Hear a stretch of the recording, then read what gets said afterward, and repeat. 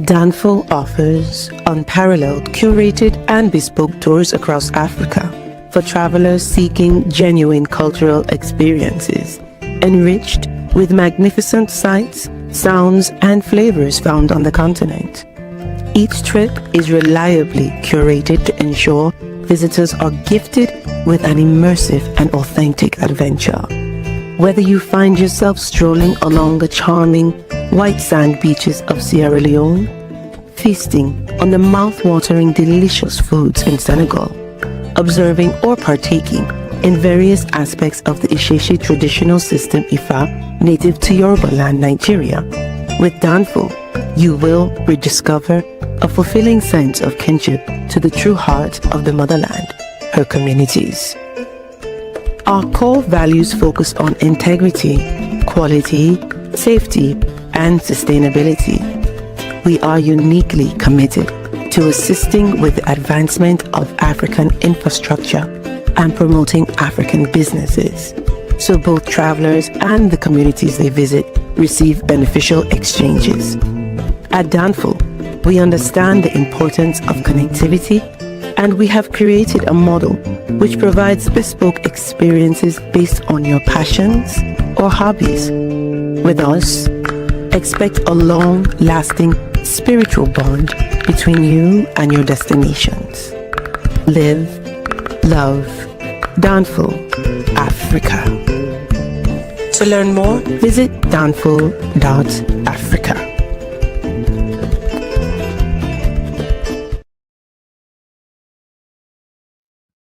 Peace, family. We are live again. Dynasty Mirror Search for Huru. Thank you all. Thanks so much for joining. Hit that like button and please hit that like button. Also, make sure you share and make sure you subscribe. I will greatly appreciate it.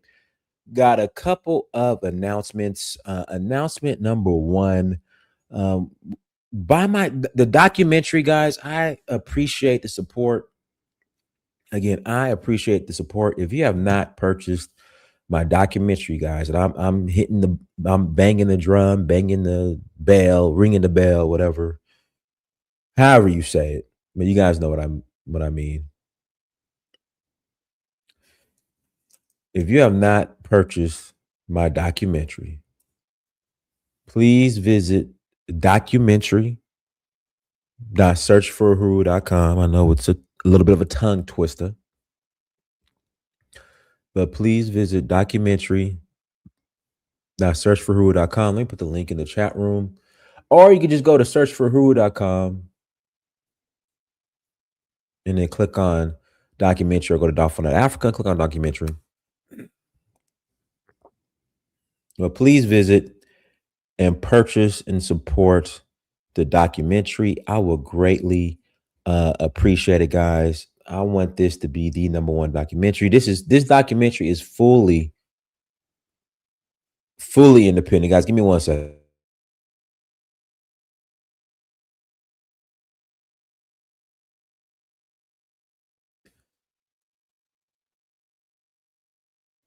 So, guys, please visit documentary.searchforhuru.com. Again, please visit documentary.searchforhuru.com and purchase and stream the documentary. I will greatly appreciate it. Link is on the chat room. Link is in the chat room and it's on the screen. I will greatly appreciate it, y'all. Really need your guys' support. Like I said, this is a completely independent documentary. All right. I bootstrapped this myself. Yeah. This is all done by me. I just paid an editor to help out. But again, please visit documentary.searchforhuru.com and buy the documentary. Once you stream it, it is yours forever. Guys, give me 1 second.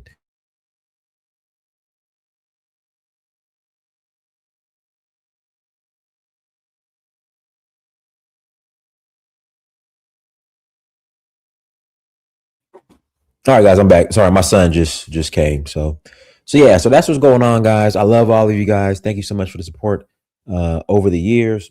It really means a lot. We roll to Nigeria here in about a week. a little over a week. Then we're going to Zanzibar in September, Kenya in September as well, and we're rolling to Ghana and Ivory Coast in November, as well as Sierra Leone in November, as well, and Benin Republic in January. So yeah, let's jump into today's topic. I am in full support of Ibrahim Traoré banning Sharia law. I am in full support of that. There is no place in Africa for Sharia law, period. It's not African. It is anti-African. It is militant, radical Arabism. There is no place on the continent for Sharia law. And I appreciate Captain Traoré for moving forward. Tobe, thank you for the support. I support Captain Traoré for making this move. In fact, let me pull up the video. He actually has a video speaking on this. Give me a second. Let me pull it up.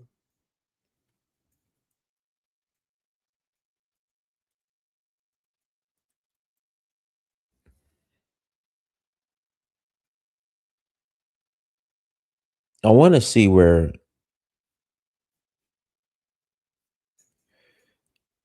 like, there was a clip of him actually speaking on it, and he said, if you're in Saudi Arabia, if you're in Burkina Faso and you're in Saudi Arabia studying Sharia law, you need to keep your ass there.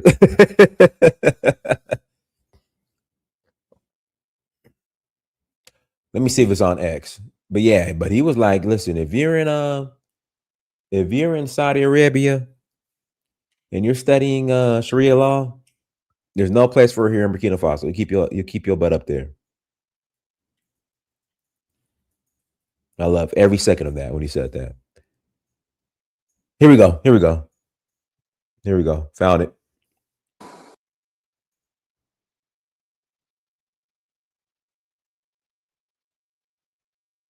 Oh, there we go. Au courant de la sortie, on est en train de recenser dans certains pays arabes, en train d'apprendre quelque chose. On a recensé les dernières statistiques, j'étais 800 et quelques. J'ai regardé la fiche. Personne n'est au courant de la sortie. Personne n'est au courant de ce qu'ils font. Les ambassades qui sont là-bas ne sont pas au courant d'eux. Et vous savez ce qu'ils apprennent? La Sharia, les lois islamiques et la jurisprudence islamique. Personne de ces 800 et quelques, comme a montré la liste la dernière fois, n'apprend un seul métier. Personne. C'est pour venir appliquer la Sharia ici. Vous voyez pourquoi c'est bien de contrôler ceux qui sortent. C'est pourquoi je dis la phase importante est devant nous. Ces gens-là, je vais les faire revenir. Celui qui ne va pas revenir, c'est qu'il n'est plus burkinabé. Mais on est en train de recenser. Il faut qu'on change. Si nous, c'est-à-dire vous-même les imams ici, vous ne pouvez pas former nos jeunes à l'islam, il faut laisser.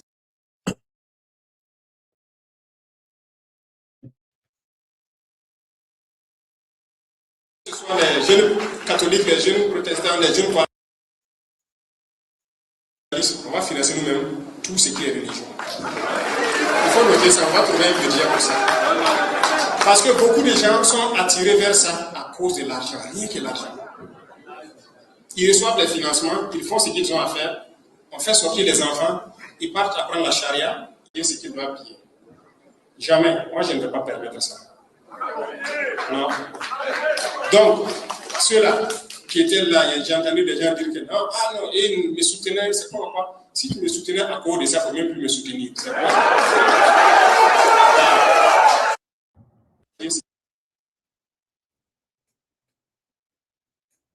All right, there it is from the horse's mouth. Let me put the link in the chat room if you guys want to call in and add to the conversation. And hey, some of you guys might support Sharia law, but we don't, in Africa, we don't veil our women.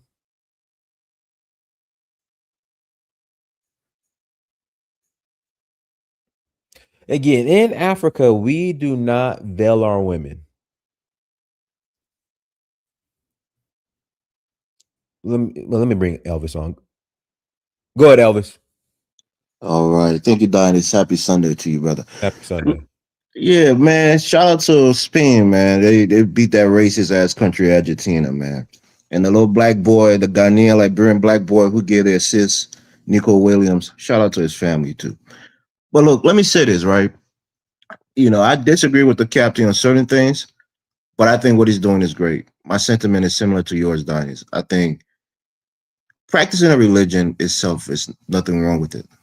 But if it's going to radicalize people to the point where they're killing other Africans, that's a problem. Regardless of the religion that you follow, people think I hate Islam. I only dislike it when they're killing people. If they're peaceful Muslim like other Burkina Faso are, you'll never hear me speak against them. But if you're killing people, regardless of how much I like or dislike your religion, I'm going to speak against it. The worst thing you can do is to kill a person.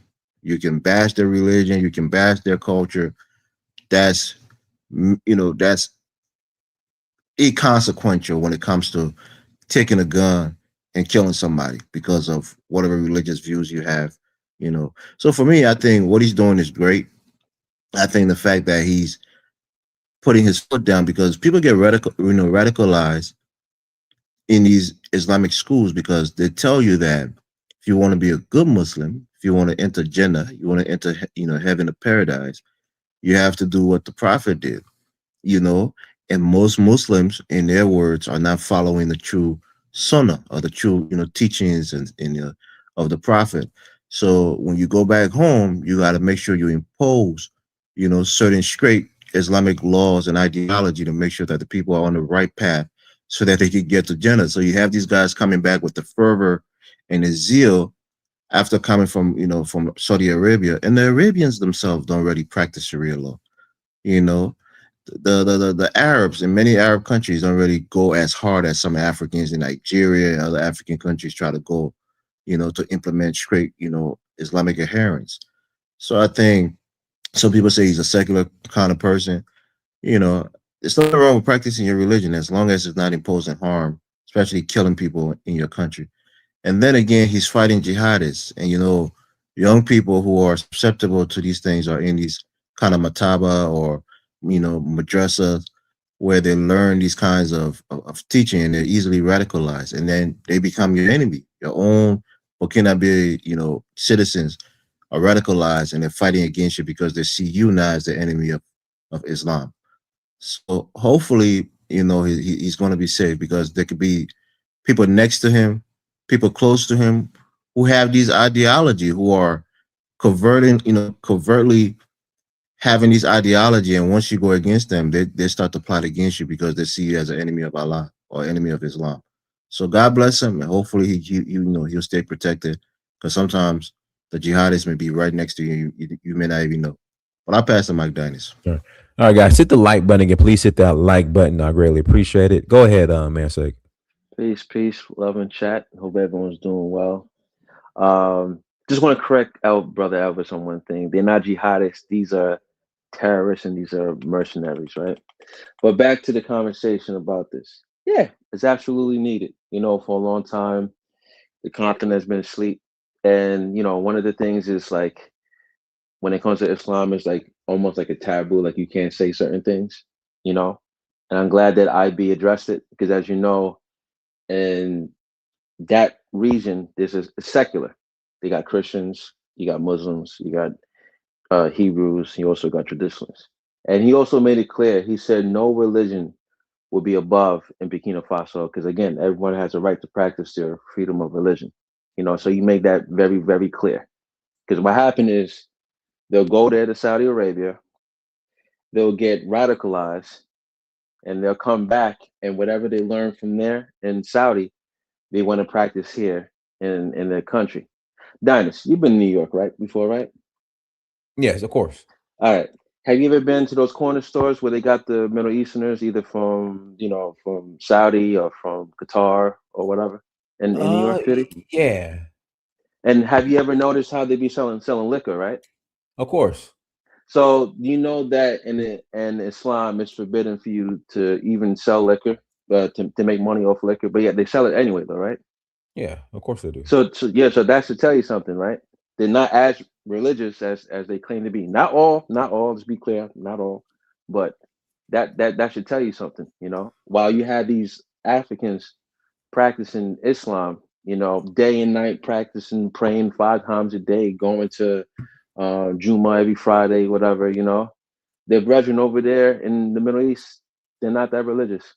You know, they use that shield to come to Africa and say, hey, because I'm Muslim, you're Muslim, we're supposed to be brothers. While you sitting over here doing your 5-time prayer, that guy's over there taking your resources and stuff, making sure that you're dumbed down to the point that you can't function.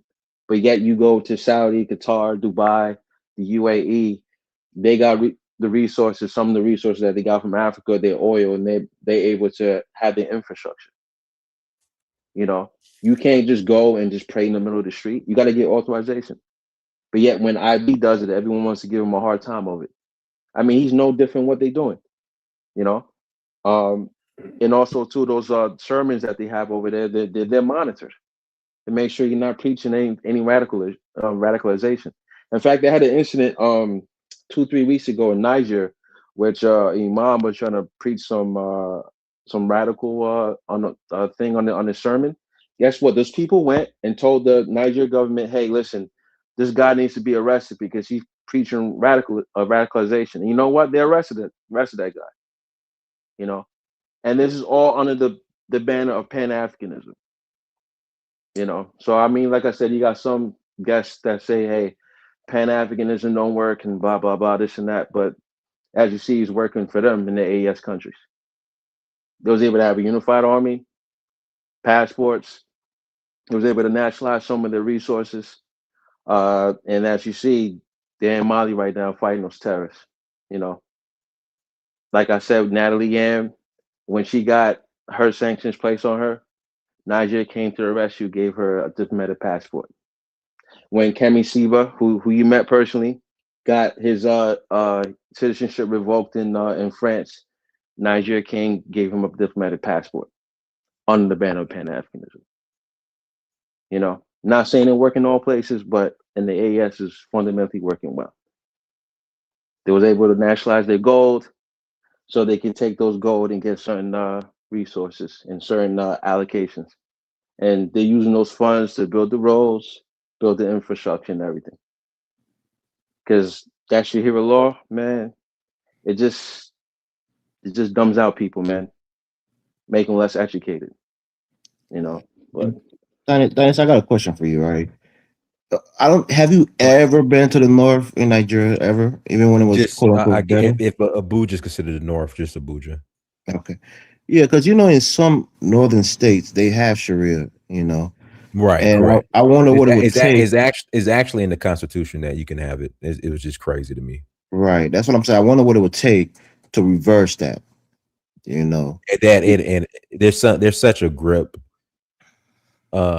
Islamic, like radical Islamic grip on Nigeria right now. It's not gonna. I don't see it reversing anytime soon. Put it like that. right? As far as them Because removing Sharia law from the Constitution. right, because in places like Sokoto, which is way up there and kind of isolated, but it's a heavily Islamic state in northern Nigeria. A lot of people take the laws into their own hands, thinking that they're fighting or protecting Islam. Like what happened with that girl, Deborah, who was burned to death, you know, by her fellow students at a university. You know the story about that, Diamond. Well, I do you one better. Well, don't want to pit these two tragedies together.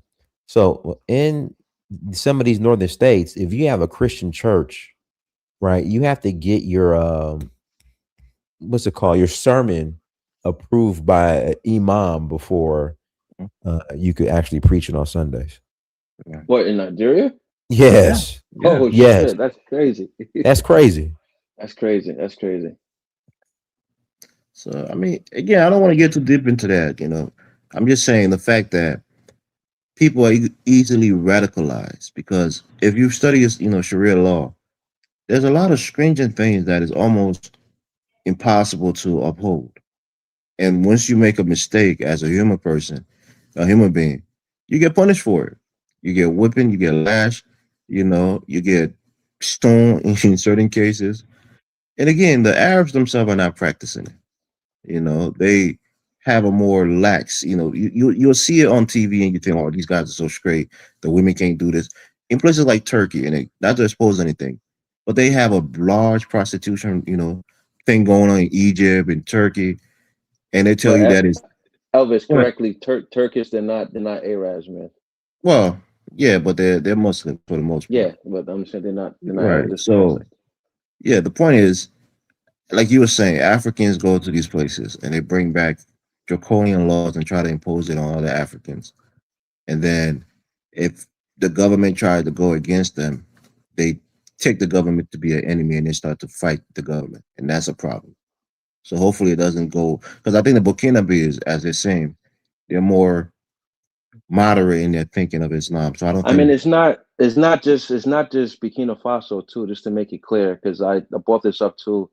They had a guy in Guinea who tried to do the same thing, and when as soon as he went and he opened his mouth talking about we're gonna push Sharia law in Guinea, he got arrested immediately. Because those countries, again, they're secular. Like I said, yes, you might have a majority population of Muslims, but they also got Christians. You also got Hebrews. You also have traditionalists too. And part of the culture, like for example, we call them Marabuk, who are traditionalists and stuff too in the modern day culture. It's part of the culture. So if you're implementing Sharia law, that means you got to get rid of Christians, Hebrews, and also the traditionalists, which is not going to happen. right, yeah. All So right, I guys, hit the mean, like button if you want to call in. Again, hit the like button if you want to call in after the conversation. Link is in the chat room. Quick, yeah, you gotta post it again, Don. yeah, I just posted it again. Guys, if you have not bought my documentary In Search of a Huru, please go and shout out to Elvis because Elvis has bought like 3 copies. Um, please go to documentary.searchforhuru.com, documentary.searchforhuru.com, and buy the documentary. I will greatly appreciate it. Again, I bootstrap this, guys. Pretty much everything I do, I bootstrap. There's no investors um, or whatnot. Like I'm pretty much put up my own dough from the super chats and the trips. So, guys, please go and support the documentary. Visit documentary.searchforhuru.com, documentary.searchforhuru.com, and buy the documentary. I will greatly appreciate it, guys. There's 91 of you in the chat room right now. All 91 of you should be streaming this. So please go to documentary.searchforhuru.com and buy it. I will greatly appreciate it. It really means a lot. All right, go ahead. And yeah, I then wanted to also, ask. I want to ask a question quickly. Do you think that this pronouncement or decree or whatever it is going to put it's going to try to it's going to radicalize more people to fight against the regime, or do you think it's going to, I don't know if it's going to be a positive or a negative in terms of fighting the I mean, jihadists? this is the positive because it's like the people because Africa has one of the youngest populations in the world, and the young people are behind the AES. They are willing to put in the work. If IB says, "Hey, I need you to do this," they're going to do it because currently he's the president of the AES right now. So they're behind him no matter what. Like I said, you do have others like from Algeria. You got some from Mali, some from France, some from Mauritania, even some from Somalia and Sudan, who are trying to condemn his speech, even to the point that they're saying that how he's speaking to Islam, and that's not what he said. What he said is pretty much when these guys go to Saudi Arabia, they're not taught a trade, they're not talking about technology, math, engineering, or technology. They're just solely practicing Islamic law, which is nuts. Because again, you come here, you preach Islamic law, and where you getting your money from? The money you gain from Saudi Arabia, and the money you get from Saudi Arabia, guess what? You're gonna be doing their bidding. So you gotta follow what they got to give you and what you got to do. So that's the issue. But we need more people to join the live, guys. Come and join the panel, man. It's just, Well, yeah, I mean, the links in the chat room. I guess I need to do more FBA topics and shows. I don't. Some people are afraid to talk about this. this, Don. It's a touchy thing. A lot of people don't want to offend other people. How is it touchy? Nah, when you Because- speak on certain things, people think you're against Islam or you're Islamic phobic. So some people just I don't see why any African would defend Sharia law. But listen, you just got listen. They have a campaign right now, Dinas, that when he said that, also too, people forget. He said there was a 1,300 years of Islamic, of Arab enslavers, right? That enslaved Africans, right? Do you know that these morons are going online saying that has never happened? It's not true. Do you believe that, Dinas? I wouldn't put it past them. Yeah, but it just so because that's how brainwashed that they are. That they can't even admit that it happened. They had to deny it and say it don't happen. The form of brainwashing, man. But they got Bandit inside the chat, so I'll let Bandit speak. All right, guys. Links in the chat room. Go ahead, Bandit. Hello, can you guys hear me? Loud and clear. Okay, yeah. My comment on it is I'm 100% happy that Ibrahim Traoré did this. 100% because that's like true Pan-Africanism, heart and through, you know? Because he didn't let, I'm not gonna necessarily attack religion, but it's that he didn't let people use religion or whatever against his country, use religion, use politics, all this stuff, like what's going on all over the world, you know? Like here in America, we have stuff going on like that. Got the FBAs, got the conservative, the Democrat, that we need to do this and we need to do that type stuff. Over there, they're all united front. And I say one of the biggest things why they're a united front is because one thing's point blank period is they're facing extermination. They know what's going to happen if these terrorists take over the country. All of them do. They look next door. They know what's going to happen. So they have to stick together. And if it means it's not going to matter who's Muslim or who's not, you hit Darfur. In Darfur, they're killing Black Africans who are committed Muslims. They don't care. So I would give big ups to Ibrahim for just pointing out the obvious, not letting religion or any political factors get in the way and just shooting it straight. I mean, I'm sure all of you guys listened to his speech, his whole speech. It was really eye-opening to me, for sure. Hello, can anybody hear me? Yeah, we hear you. So let me ask you a question, Bandit. And what part of the speech pretty much like motivated you besides this point of Sharia law? I wanted to ask you your opinion on the speech.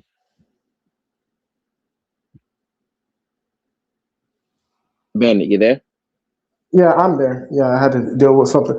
Yeah, what motivated me was when they told me about the DGSE and how the DGSE was literally poisoning everyone in Africa with products that they said they wanted to send to the terrorists. And the way he described how everything was, and how he described that there were hundreds of students that were sent out of the country. And they were literally they were sent out of the country, and come to find out that nobody could trace them, none of the diplomats could trace them, and comes out they're being radicalized in Saudi Arabia and being sent back to cause terrorism. So that was the one thing that I did not know, and that was shocking.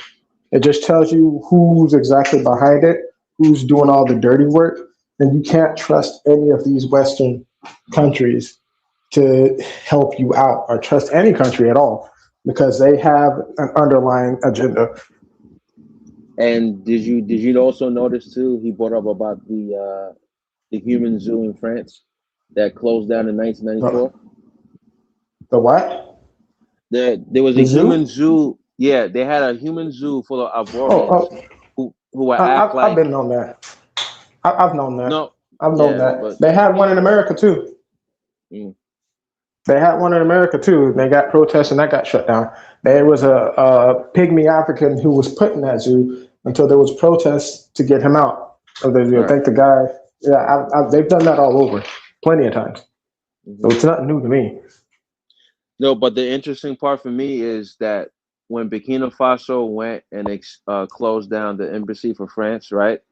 You had some Ivorians that were crying about it, saying that why would Burkina Faso do that, right?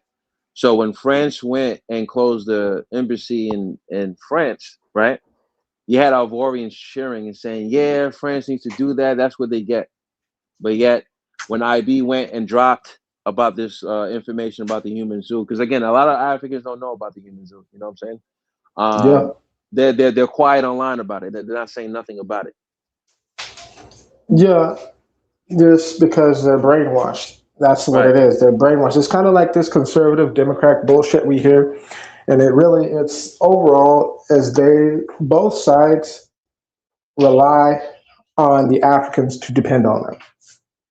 Like you see people who talk about the Democratic side that says they need help, they need stuff, but when you start seeing stuff like Dinus, you remember that one lady that said black people don't even know anything about computers? What lady said? Oh, the white lady. The white lady and stuff. And when you look at stuff like, say, for example, stuff like Charleston White and all them we're looking up, this whole stuff about how the state of Black America is in, white liberals constructed that. White liberals and white conservatives constructed that because they rely on our dependence on them. That's how they make money. But I can't necessarily blame them 100% because I'd say a good majority of it comes back on us because we allow them to do that. You know what I'm saying? That's And, not the top. That's not the topic, bro. Stick on the topic. yeah, I'll stick to the topic. That's fine. But what's been going? I mean, it kind of is. If you're talking about his speech, he's been talking about that stuff too, because Ibrahim was talking about how you got Africans who's sitting there who basically he was talking about sellouts and all this other crazy stuff that was going on. Like how he's talking about, are we really cursed because we're sitting here, we're basically racing to the bottom. You know what I mean? So like, it's not necessarily against the topic. So How can I put it? It just, I relate to it. Like it hit real home for me, for real. It hit Right. home. somebody It was says, really big. Hmm? somebody in the comment section says, Islam haters, y'all all going to hell, inshallah. He's No, trolling. dude, He you got to be just trolling. brainwashed because you cannot admit that there's certain people who are radicalized. You know, you got these damn Dang shit. mercenaries, certain right now in Mali, right now doing horrendous things to citizens. You know what I'm saying? They're going around raping women, kidnapping children, neutralizing freaking men and women. You know, Yeah, under the it's banner just, of Islam. You know, and they it's a say, problem, man. and the worst part about it is they say that they say that they try to bring this stuff up about race and stuff, saying it doesn't matter which race, we're all one and under Islam. But when you look at the contrary, they're doing 10 times worse to to other blacks, bro. Like it's insane. But You but know, Giannis, it's like if if you take the Arab culture out of Islam, bro, there's not gonna be no Islam. Period. right. If you take the Arab culture out of Islam, there's not gonna be no Islam. But Yeah, it's, I just wanted to point out something too. So you got another guy in the chat, Saru Body. He's definitely African, you know. He called Traoré. He prays 5 times a day, and then you know he does his thing. He just made it be known.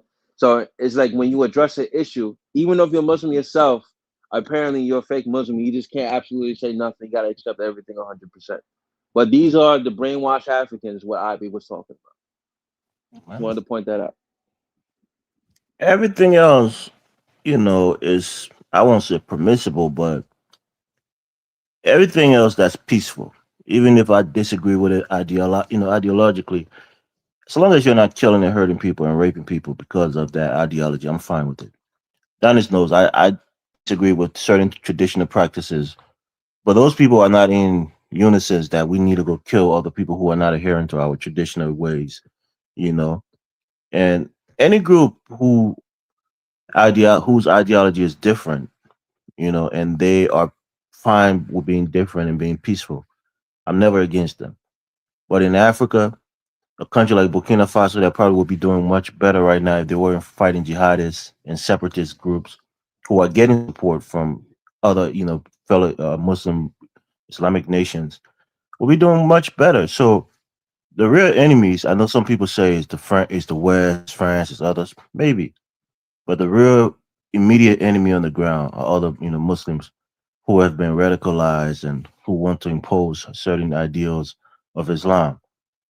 And that's why I think it's a problem because it's not just in one spot. It's spread out over West Africa and other places in Africa. So when you look at the big picture, it's like this is an issue. This is a problem. And West Africans, how can we get away from that? Because it's not going to stop. It's only going to spread if you don't really put your foot on the neck and try to stomp it out. So I think what Traoré is doing is great because he's a president. He's a Muslim. So I guarantee you, if he had been maybe a Christian president or a traditionalist or whatever, they would have deemed him to be an enemy of Islam. But even what you're saying, man, Sik, that other people now are criticizing him from other countries, other Islamic, or other Muslims are criticizing him. But it would have been worse if he was a Christian or a traditionalist president. He would have been saying people would have been saying he's an enemy of Islam. Maybe some leaders will put fatwa against him or whatever. And his life will be even in more danger. So I don't know. It's a dangerous ideology. And if you don't adhere to it, if you speak against it, then you're targeted. But I'm sure you'll be all right. Hopefully you'll be all right. But I criticize him for his lack of perpetuating democracy. But outside of that, I think he's doing relatively well.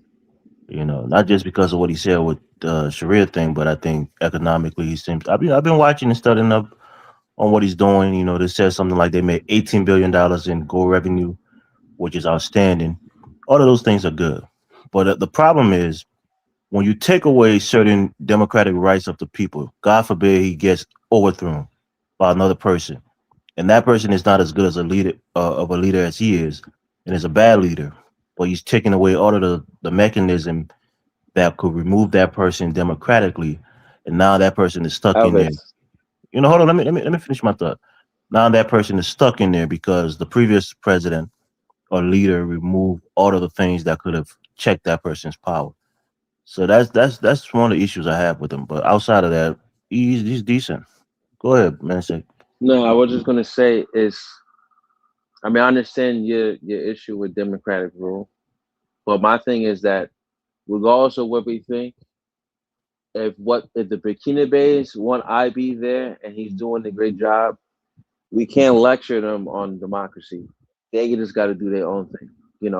If it fails, it fails. If they're doing well, let them do their thing. But from the Burkina Faso that I spoke to, they're very happy with IB because they're seeing roads getting implemented. They're seeing infrastructure.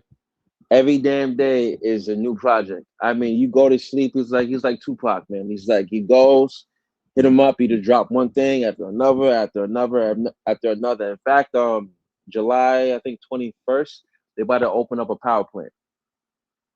You know what I'm saying? Um, they have their own cell phone manufacturing.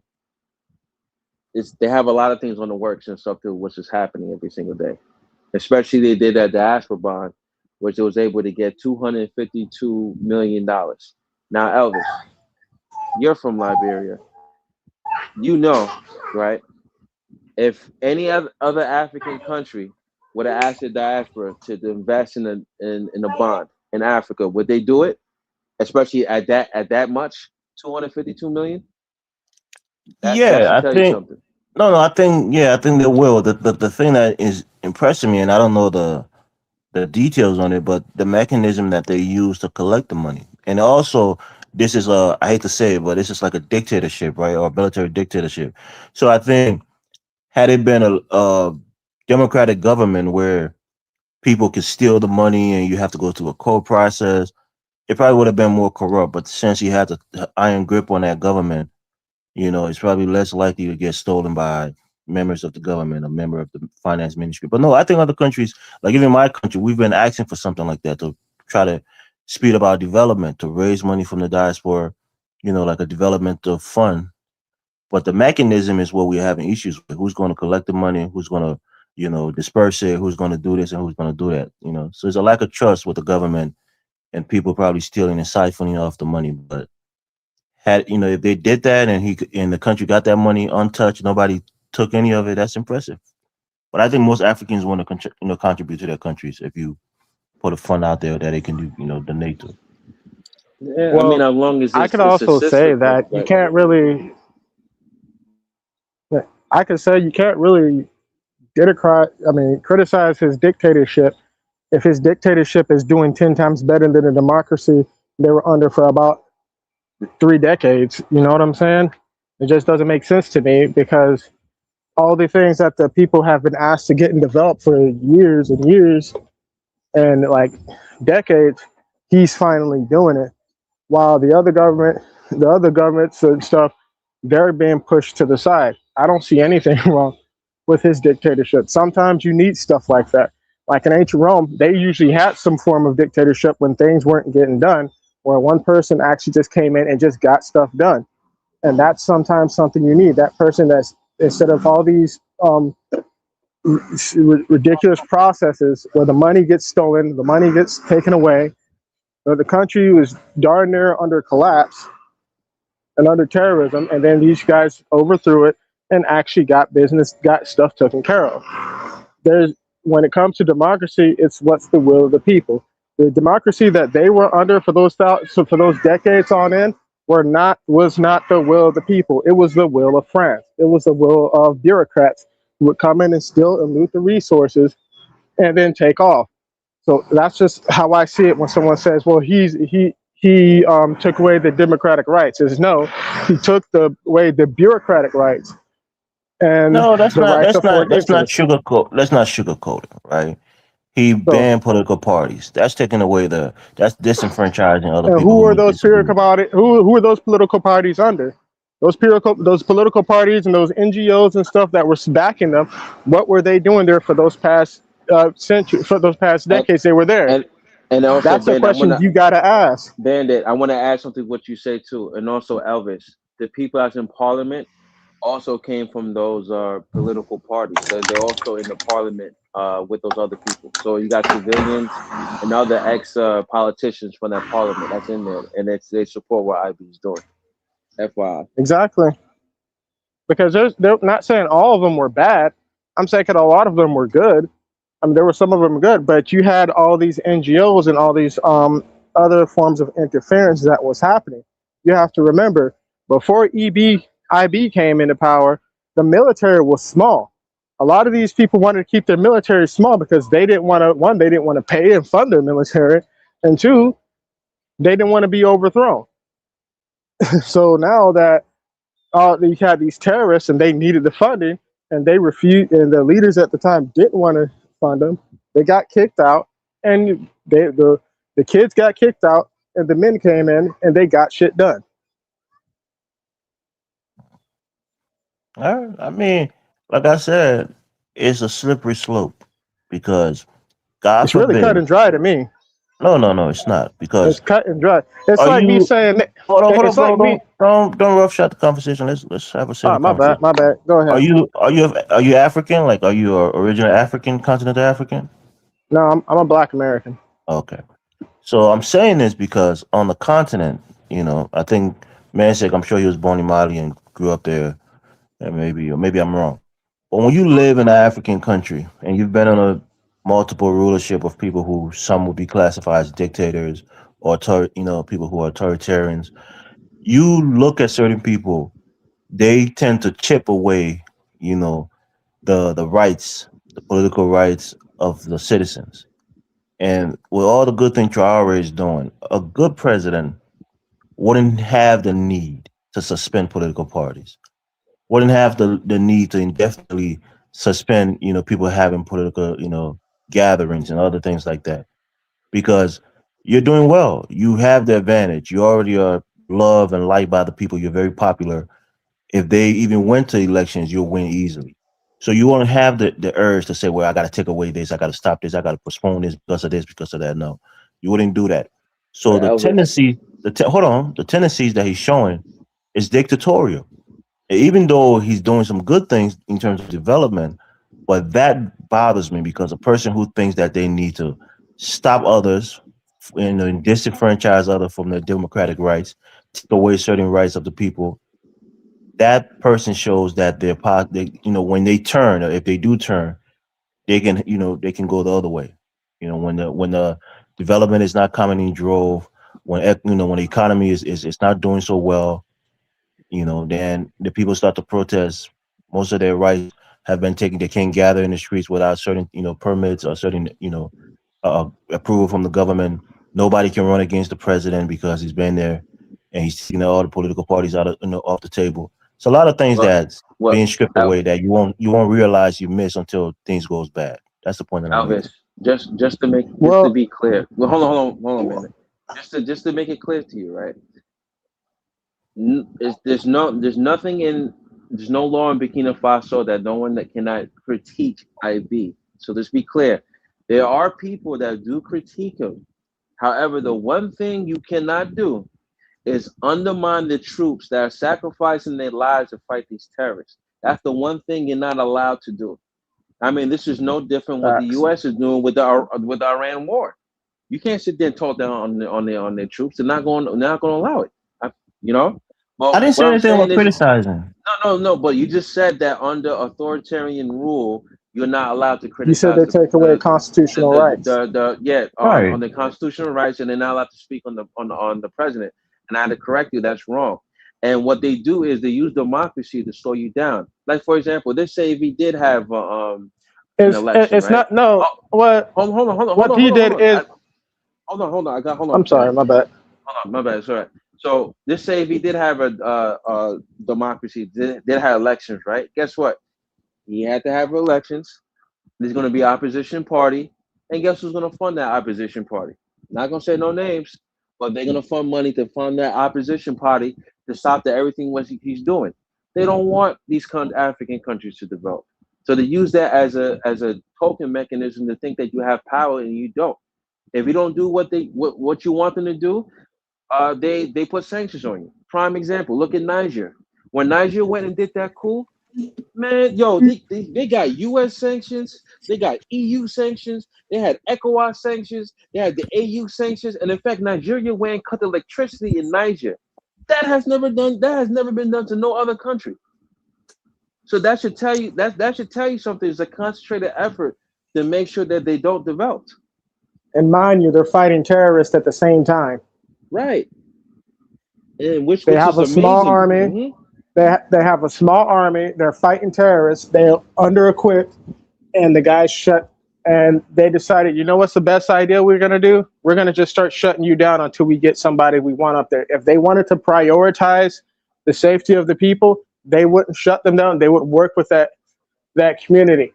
And here's the thing: when it comes to like you said, what they put this so-called democrat, I don't think it's democratic. I call it bureaucratic. I don't think it's democratic at all, because I'm telling you, we and the U.S. we're going through the same thing. We have been going through the same thing with bureaucrats trying to run our country.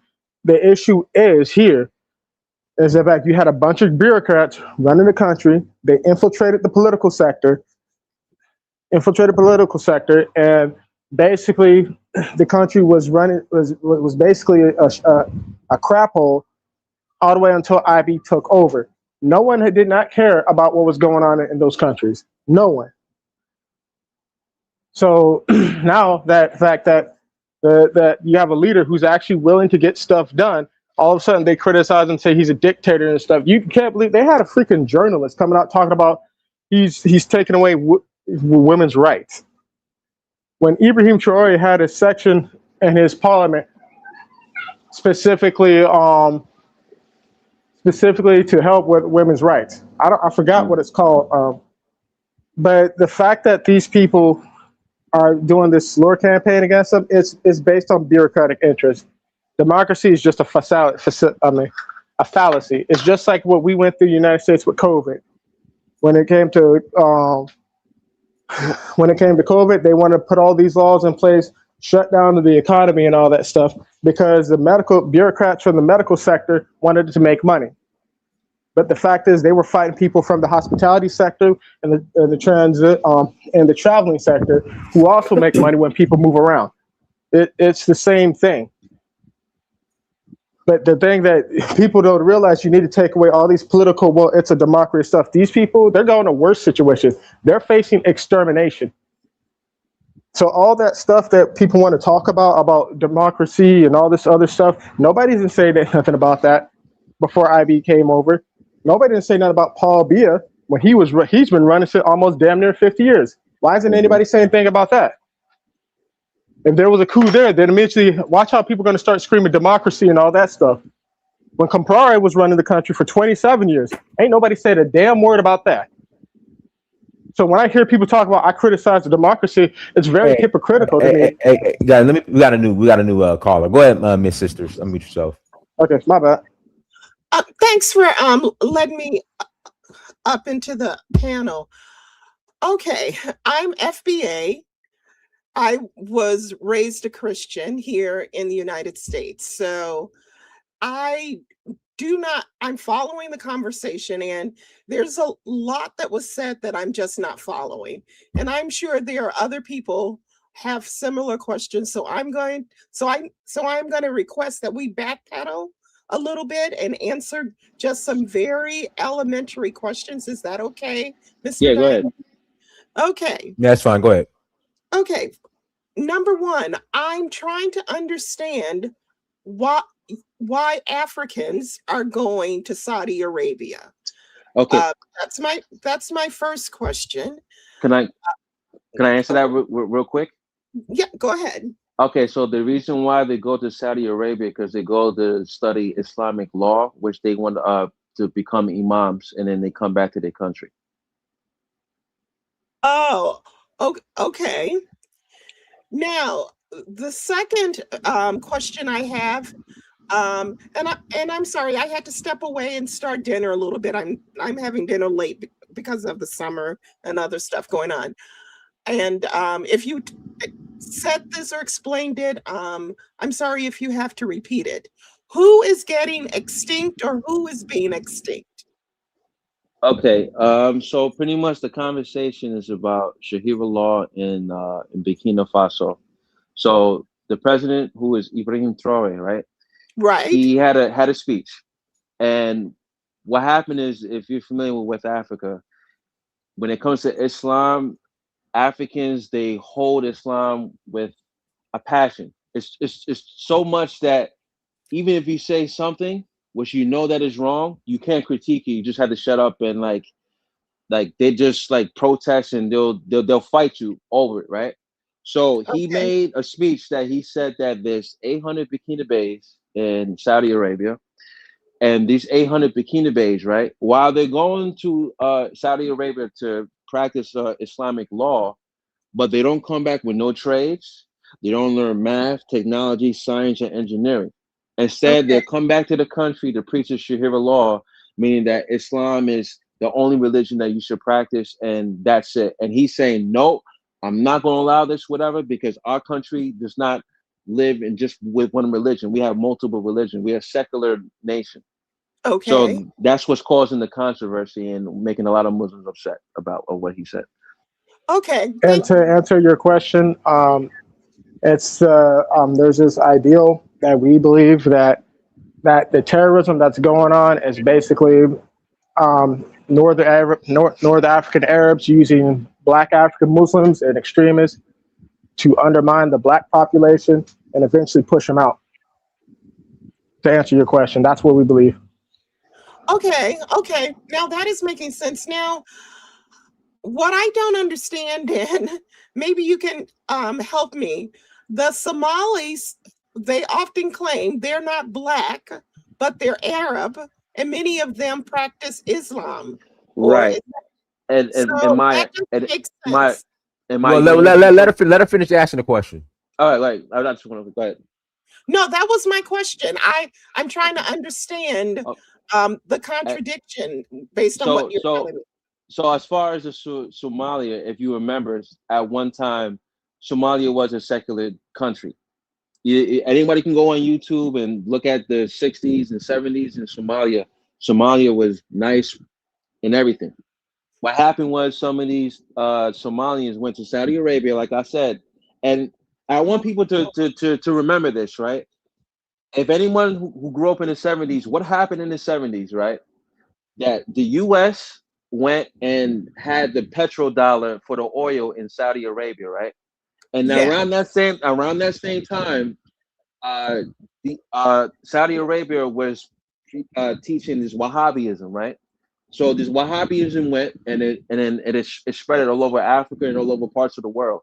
So those Somalians went to Saudi Arabia, they went back to Somalia and to preach Sharia law, and that's when you're seeing the issues that they have in Somalia right now. Oh, okay.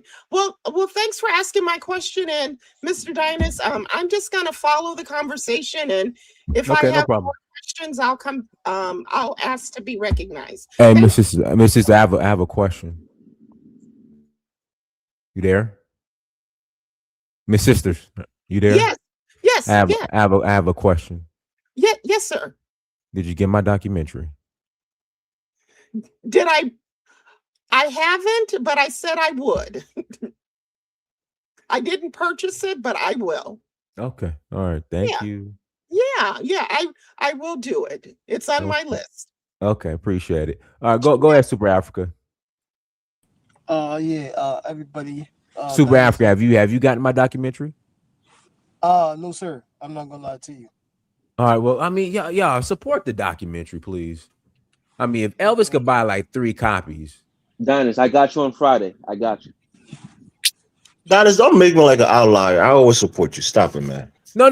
That's what I'm saying. If Elvis can support me, you know, I mean, come on, get the documentary. Was it on your website?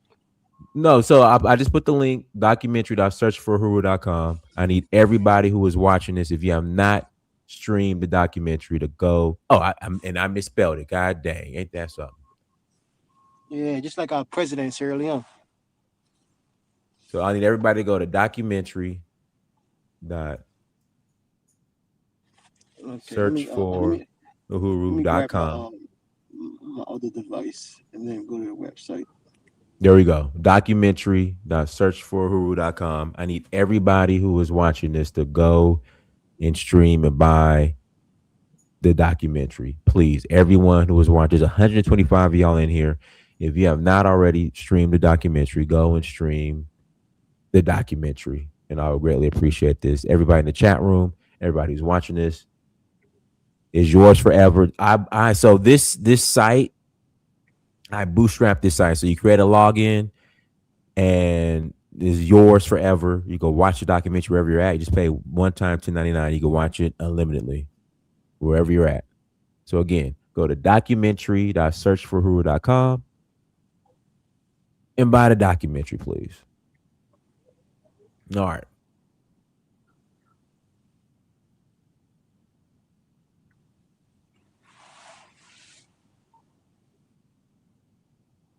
Super Africa, you there? You gonna speak?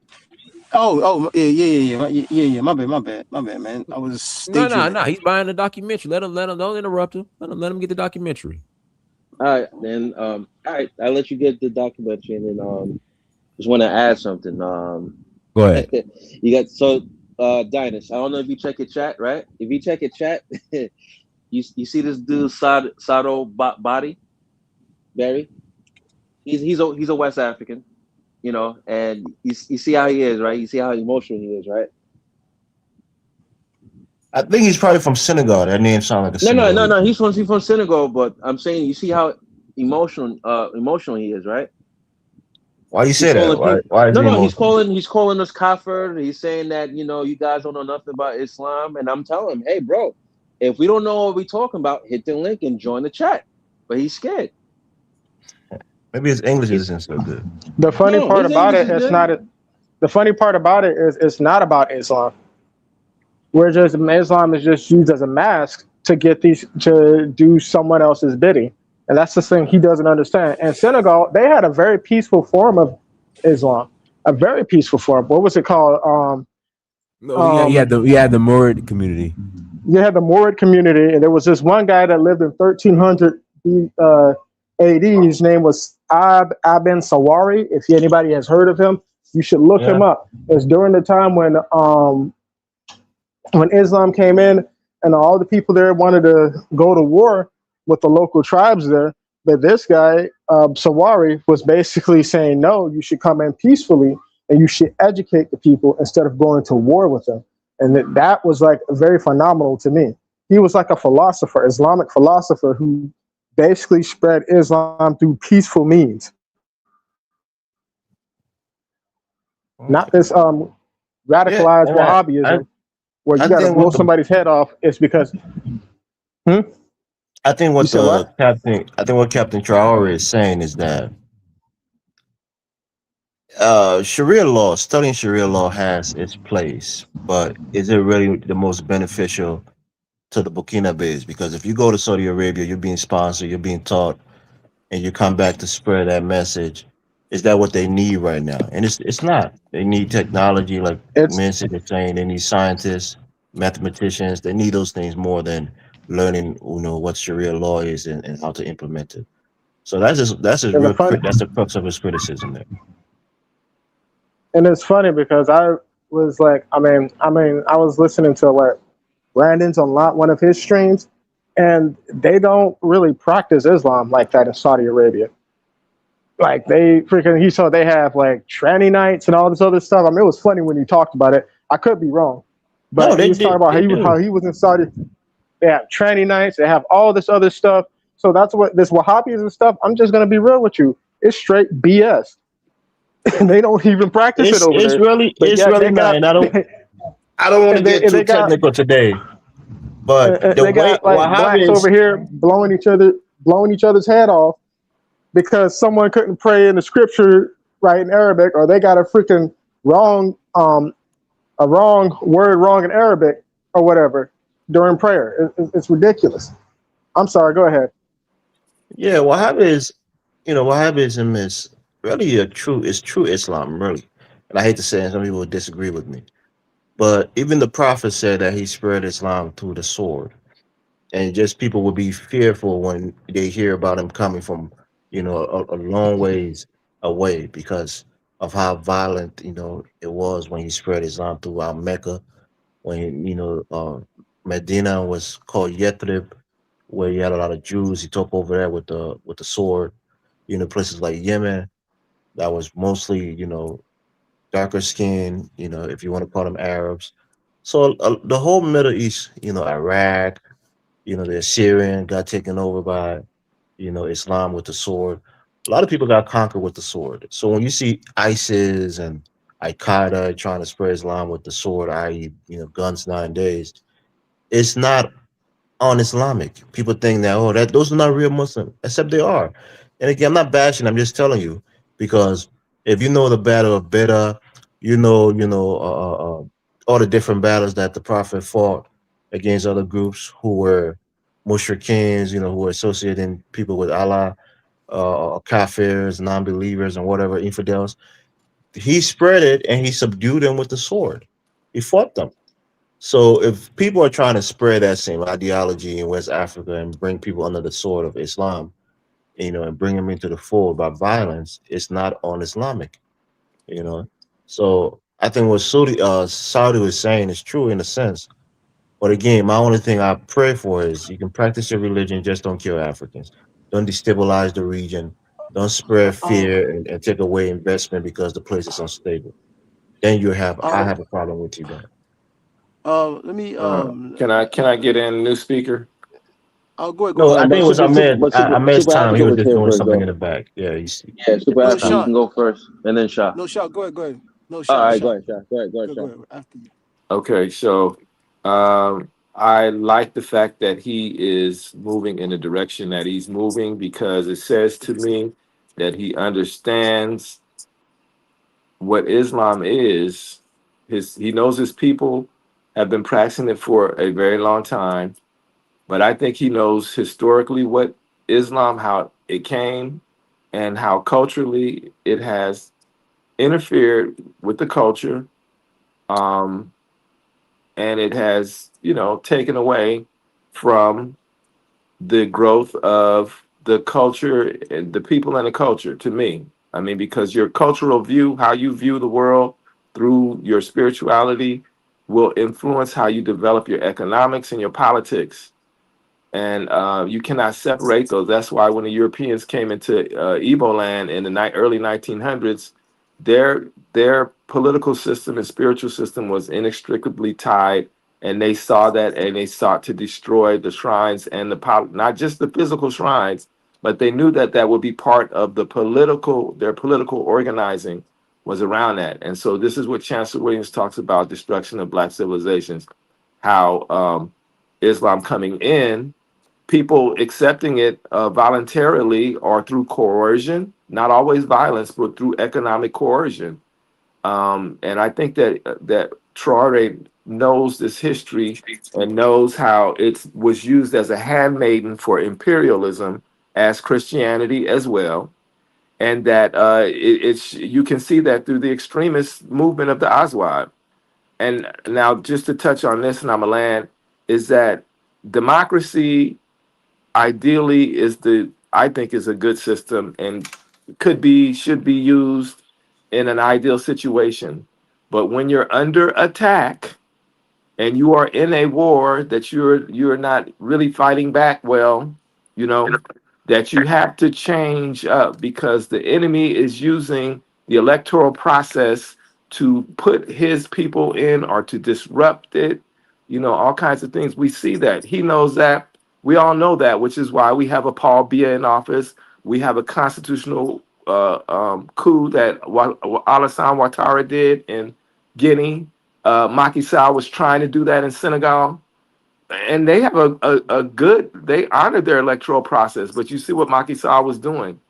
So under ordinary circumstances, when you don't have that democracy, it's a good thing. But when you have a situation like Africa has, the world has, with the Western world, trying to maintain its position, you have to do something different. And in the case of a dictator, this, I believe, is one way to solve the problem. And it's not really solving the problem, it's really trying to um, develop and do the things you need to do.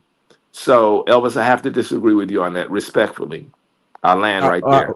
Well, guys, we got to have Super Africa spoke. Super Africa. No. I haven't. Did you get the documentary? Not yet. What you been doing this whole time, my man? Yeah. Think about it. Dennis, I never did get the documentary, and I paid for it. Say that Or I again. got it and it expired. I don't know what happened when I No, paid you for the just reset documentary. your reset your login. Oh, okay. Yeah, just reset your login. All right, go ahead, Super Africa. Yeah. I promise you, Dennis. Thursday. I promise you, Thursday.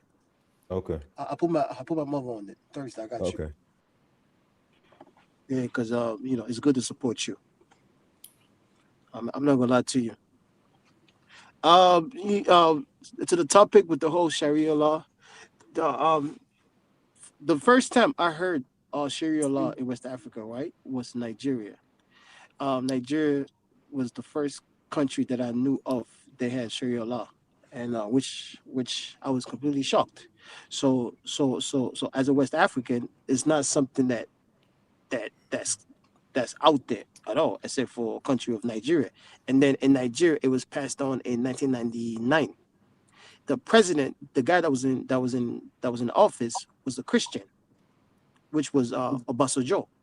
He was the one that gave the right to the Northerners for them Sharia law. So let's and then it's Are not you like sure it was him or was Sharia law already in It the was, Constitution even before? Dynasty. It was. He made a Really? yeah. yeah. Oh Lord. Okay. Yeah, because African politicians, if you could pay them, they do anything. That's just how it is, man. It- that's just how it is. I mean, honestly speaking, like me, honestly, I want Africa to develop. So if Africa has to be developed, both religion needs to get checked. Honestly speaking, both religion need to get checked to to the direction that it has been leading us for the past 30 years now, or almost I'd say 40 years now. Because by now we should be honestly, saying that, oh, what we doing on both sides is not favor us. Let's do this, let's do that on both sides, even the the Islamic thing as well, because you could tell the where we at as a nation, because we're not creating things, we're not developing things, and be proud of where we come from. That's just how it is. It's just facts. Everything that we consume, it's just been bringing from outside. Technology as well. We need a lot of roads. We need a lot of bridges. So we need a lot of engineering. Like we need doctors. These are things that we should be prioritized on. Both religion in Africa does not at all. At all. Nobody could come up here and tell me that Muslim is like the Muslim people are prioritizing that. Even the Christianity, and not at all. But within Burkina Faso and the EES, they have to do that. They have to, check Islam, because both countries, like beside Burkina Faso, which is I think 65% Muslim, both two countries, Mali and Niger, it's about what 95% Muslim. So Islam is heavy out there, since there's more Muslims in percent wise in Niger and Burkina Faso. I mean Mali, but both of these countries never had Sharia law compared to Nigeria. Nigeria is probably like good 60% or 55% Muslim, but they do have Sharia law. So where the country is, when they have percent wise, they don't have it, but the other country do. So I just tell you how and if you truly examine this thing that's going on, right? This is what I see it. Just like how in 50 years ago, the Middle East was very peaceful. 50 or 60 years ago was very peaceful, and until the early 90s, and then it had got out of hand. Up to this day, it had never been the way it should. And I do believe the people that control the world, they trying to duplicate the same thing in West Africa. Because why this particular country? Did we lose These three him? Because countries. I don't hear anything. Can you hear me? You gotta go out and come back in, child. We hear him. Yeah, why specifically these three countries, and then there's countries that's dominantly by Muslims as well. Why all of a sudden somebody says we want to create Sharia law? So to me that makes no goddamn sense. And then also, it's just like I mentioned, they're trying to duplicate the same thing that they have done in the Middle East. Because for some reason, when you want to fight for your independence and sovereignty, somebody comes out and then sponsor some crazy mother efforts. Because every country has crazy people. Every country, even in America. If some country had opportunity to sponsor certain people, they'll become radicalized within a couple months. And then I'm happy that Burkina Faso are taking it serious, because the same thing was connected to Mali, but then Burkina Faso look at it seriously when they got rid of that imam, because the imam, by what the president said, he was trying to create his own Muslim army, which makes no sense at all. Because why would you have a country, you're an imam, you want to create your own Muslim army? You understand me, right? Everything, you got to look at who funding things. Whoever is funding something is the one in charge, and then they funded it for a reason. And it do connect to Mali as well, because Burkina Faso are looking at it and say, oh, nah, we're not gonna have that other imam that was trying to separate the country, and then right now he's in Algeria as well, and then he just a couple weeks ago he met up with the president of France, Macron. There's a picture of him with the imam, Macron as well. And he's talking about Imam Diko. If anyone is yes, wondering, exactly. Imam Diko. Yeah. Everything connects, man. In Africa, I keep telling people, it's what's on top of that ground, and then what's underneath that ground. That's all bad is in Africa. So when Africans can realize it, and then fight for it, and then make sure it benefit your people, we'll have better Africa, better view of religion as well, because everybody should have the right to worship like whatever they want to worship, in my view. But then we'll have, because West Africa will always be dominated by Muslim or Christians. So you have to have these two people to have a common goal, which is a better Africa, not like an Africa where like Paul Bear that's been in power for so long, and then people don't mention his religion. But at the same time, all of a sudden, some crazy person says, "Oh, I want to create a Sharia law in a country where it's 90% Muslim." But then you using technologies that's not made by Muslims, which makes no sense. And just like how a couple weeks ago, when the European Union said that Burkina Faso is like unsafe, this and that, and then blah, blah, blah, all of a sudden, 2 days later, terrorists attacked the same country. You understand me, right? So who are you working for? Are you working for like Islam agenda, or are you working for somebody else? That's what I don't understand. Because if you're working for Islam agenda, you should not be tied to Western entity that's not Muslim at all. You should be tied to like where it's like, oh, Islam in a way that, you understand me, right? Like, because I can't say the Saudi, because the Saudi are best friends with the West. The West are not, Muslim countries. At the end of the day, it's a big contradiction, though, right? Yeah, I mean, everything comes back to controlling power, man. Like, powerful people would do anything to make sure they control your country. That's just how it is. We, like, to me, we need to check Islam, and I'm happy they're doing it. And at the same time, we should not be forgetting to check, Christianity as well, because Christianity have done equal damage as well. It's just that it's very subtle in a different way. But we do have to check Islam, and then better people, knowledge people as well, because Africa education system is behind. There's a lot of people in Africa that's not in school. There's a lot of people that's poverty, man. I'm telling you, you give them a couple dollars, they do anything. You give them a couple dollars, yeah. Even like our presidents, ministers, governments, when it's time for election, what they do is now they grab some of these kids, right? Street kids, give them a couple dollars, give them a bunch of weed, pipe them up, and then by the time you remember, they start causing chaos. They go over there and make sure people don't vote. They cause chaos over there. These are things that happen even in my country. So let me respond. Let me respond to you real quick, Ahmed. So imagine if like you got like millions of these kids that's not been knowledge in the way that they should. So it's much easier for somebody just to brainwash them. Just like how in my country the Civil War, old men brainwash young kids to go pick up arms against the government for their own agenda. That's all. Yeah, go ahead. Okay. Yeah, let me say this right. The criticism here is not that Christianity good, Islam bad. It's not the criticism. Criticism is that people of the Islamic faith, they tend to join jihadist groups that bring death to innocent Africans, whether they be Muslim or Christians. That's the problem. That's the main focus. So it's not like a equal thing where Christians are doing the same thing and they're causing havoc with violence in the region. It's not the same thing. And the point here is that people are trying to impose their religious ideology through violence. And that's a problem. It makes certain places uninhabitable. It makes certain places insecure. People can't travel there. Investments can't come to those places. Development can't come to those places. And now you have places like the Sahel where maybe the majority of the people living there are Muslim, and they're fighting their fellow Muslim brothers because they have a different, more radicalized ideology than they do. It's not the Christians that they're fighting because the Christian wants to impose Christianity on them.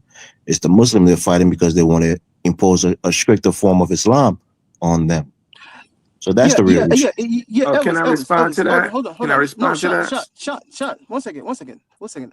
I beg you, please. Okay, we get that, right? So it's Muslims fighting Muslims for the type of other Muslims, the type of Islam that they want, right? We get that, right? Okay, why all of a sudden they wasn't doing it 20 years ago? Why all of a sudden now they fighting somebody that wants to develop their country the way they should?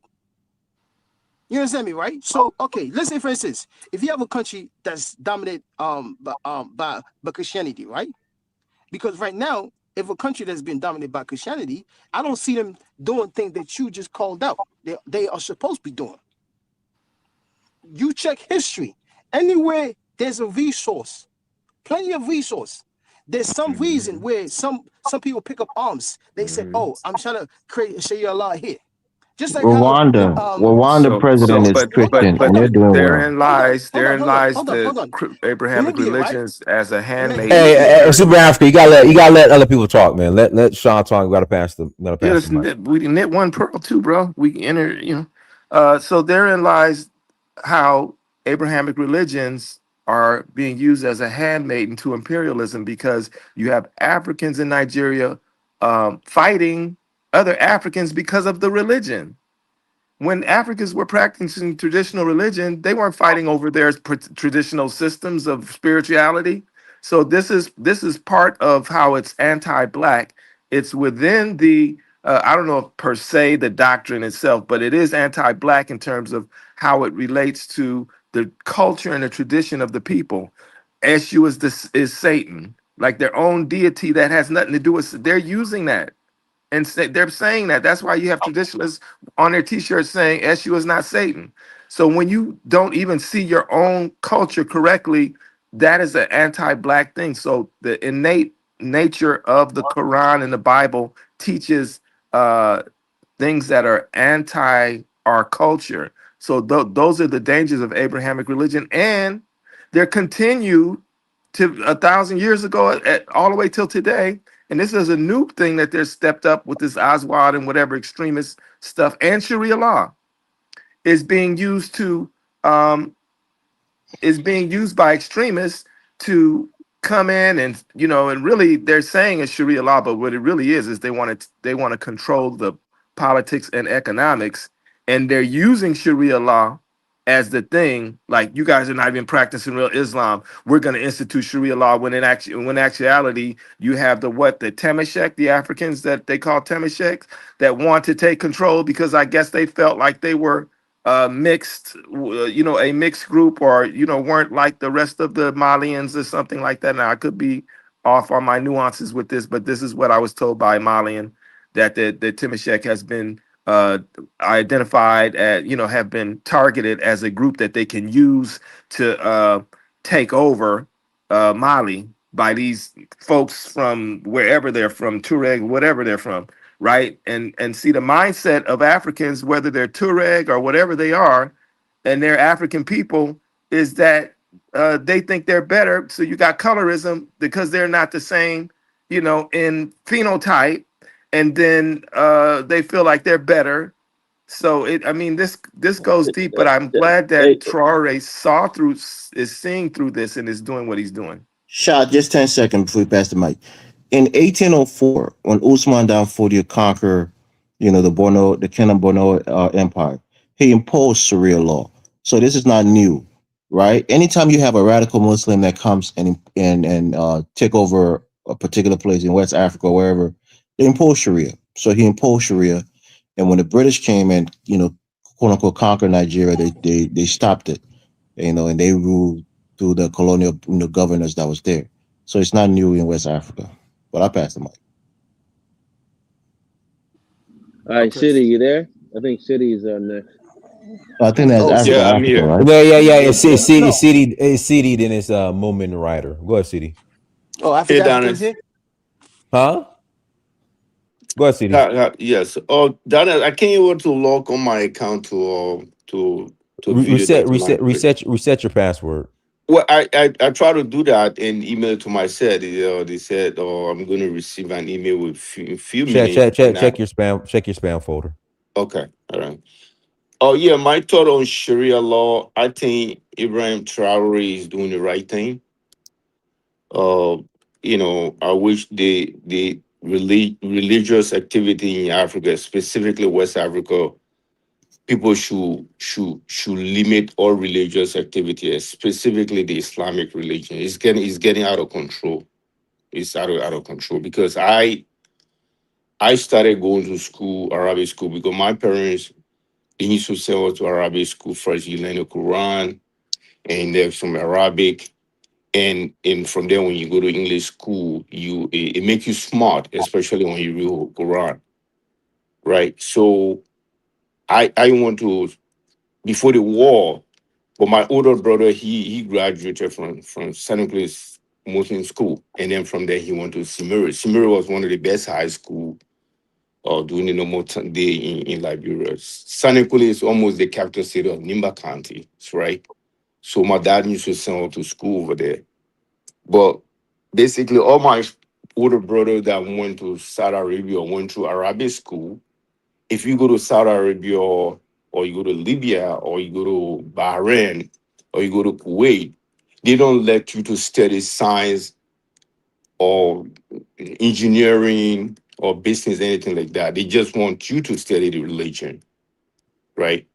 So, and all these guys that did that religious study, most of them end up being imam. So if you do a religious study, they have to be a brand new marks for you. That's why you see that there's so many marks in all of these West African countries. It's out of control because when these guys do religious study, all they have to do is to be imam, right, or do a prayer call. So that affecting our lot of community. So a couple of years ago, we built a mosque in San Nicolas, one of the most beautiful mosques, and we spent over $1 million on that mosque. So what is going on in Liberia right now is more of like a competition. So the Madingo from Ganta, when they build their own marks, we decided to build our own marks too. And now in Banga right now, people they investing in all these marks. So if we were to take that money and invest into business, don't get me wrong, they are in businesses, but if you were to invest all these resources into businesses, that would benefit most of our people than just being marks all over the place, right? So how many marks that we're going to have? How many churches that we're going to have? For example, if you go to a place like Abidjan, Sunday morning, the born again Christian, you can even have morning sleep, right?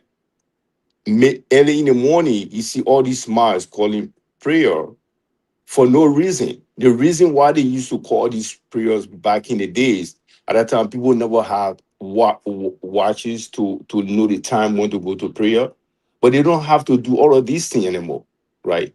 But most of these people that do all these prayer call, the reason is they don't have no other job. They just have to create that type of job just for them to be getting some money from the mosque, right? So religion is causing too much trouble for even the Saudis. When I listen to Saudi speaking, they don't even speak Arabic. They speak Darija. So when I speak Arabic to Saudis, they will know that I'm speaking real Arabic, right? Oh, But come most on, of them CD. You think you speak better Arabic than the Saudis? they don't speak real Arabic. They speak what they call Yeah, Darija. he said saying the truth.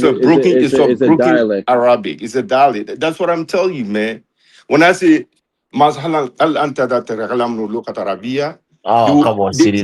they will be That's weak Arabic, bro. okay. See But the Kaifa I'm just telling. Luka. I'm just giving you an example.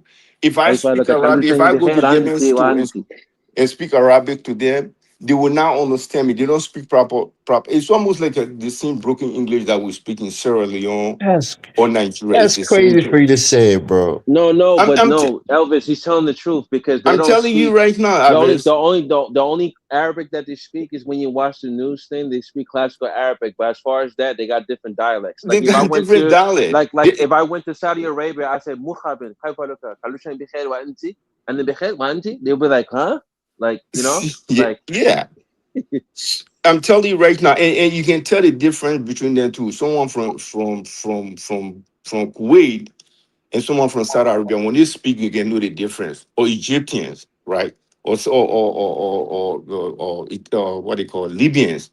So you can tell by the type of Dargia they speak, and you can tell this guy is a Saudis.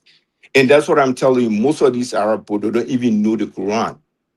Quran is a different way of reading Quran. If you don't go to Quranic study, even if you can speak Arabic, you will not able to read Quran. It's almost like a Bible, right? Yeah, because the Quran is archaic. Right. So if you take a Bible, if you didn't go to Bible, it's very difficult to read Bible, right? As a Christian, right? It's the same with Quran. You have to do a Quranic study, right? Black people So out Pope the Pope. We out Muhammad We Muhammad. all speak. We speak better Arabic than the Arabs. That's what no, we but that's what do. I'm telling you now. I mean, the reason why we speak better Arabic because we go to school for it. We learn it in school, right? We go to school for it. We learn it. It's not like you and learn it and from don't in and the don't street. even know the culture. Don't all the culture is dying. The people with all the science, the old people that know how to do things, dying with the science because everybody interested in Islam and Christianity. That's a shame. Exactly.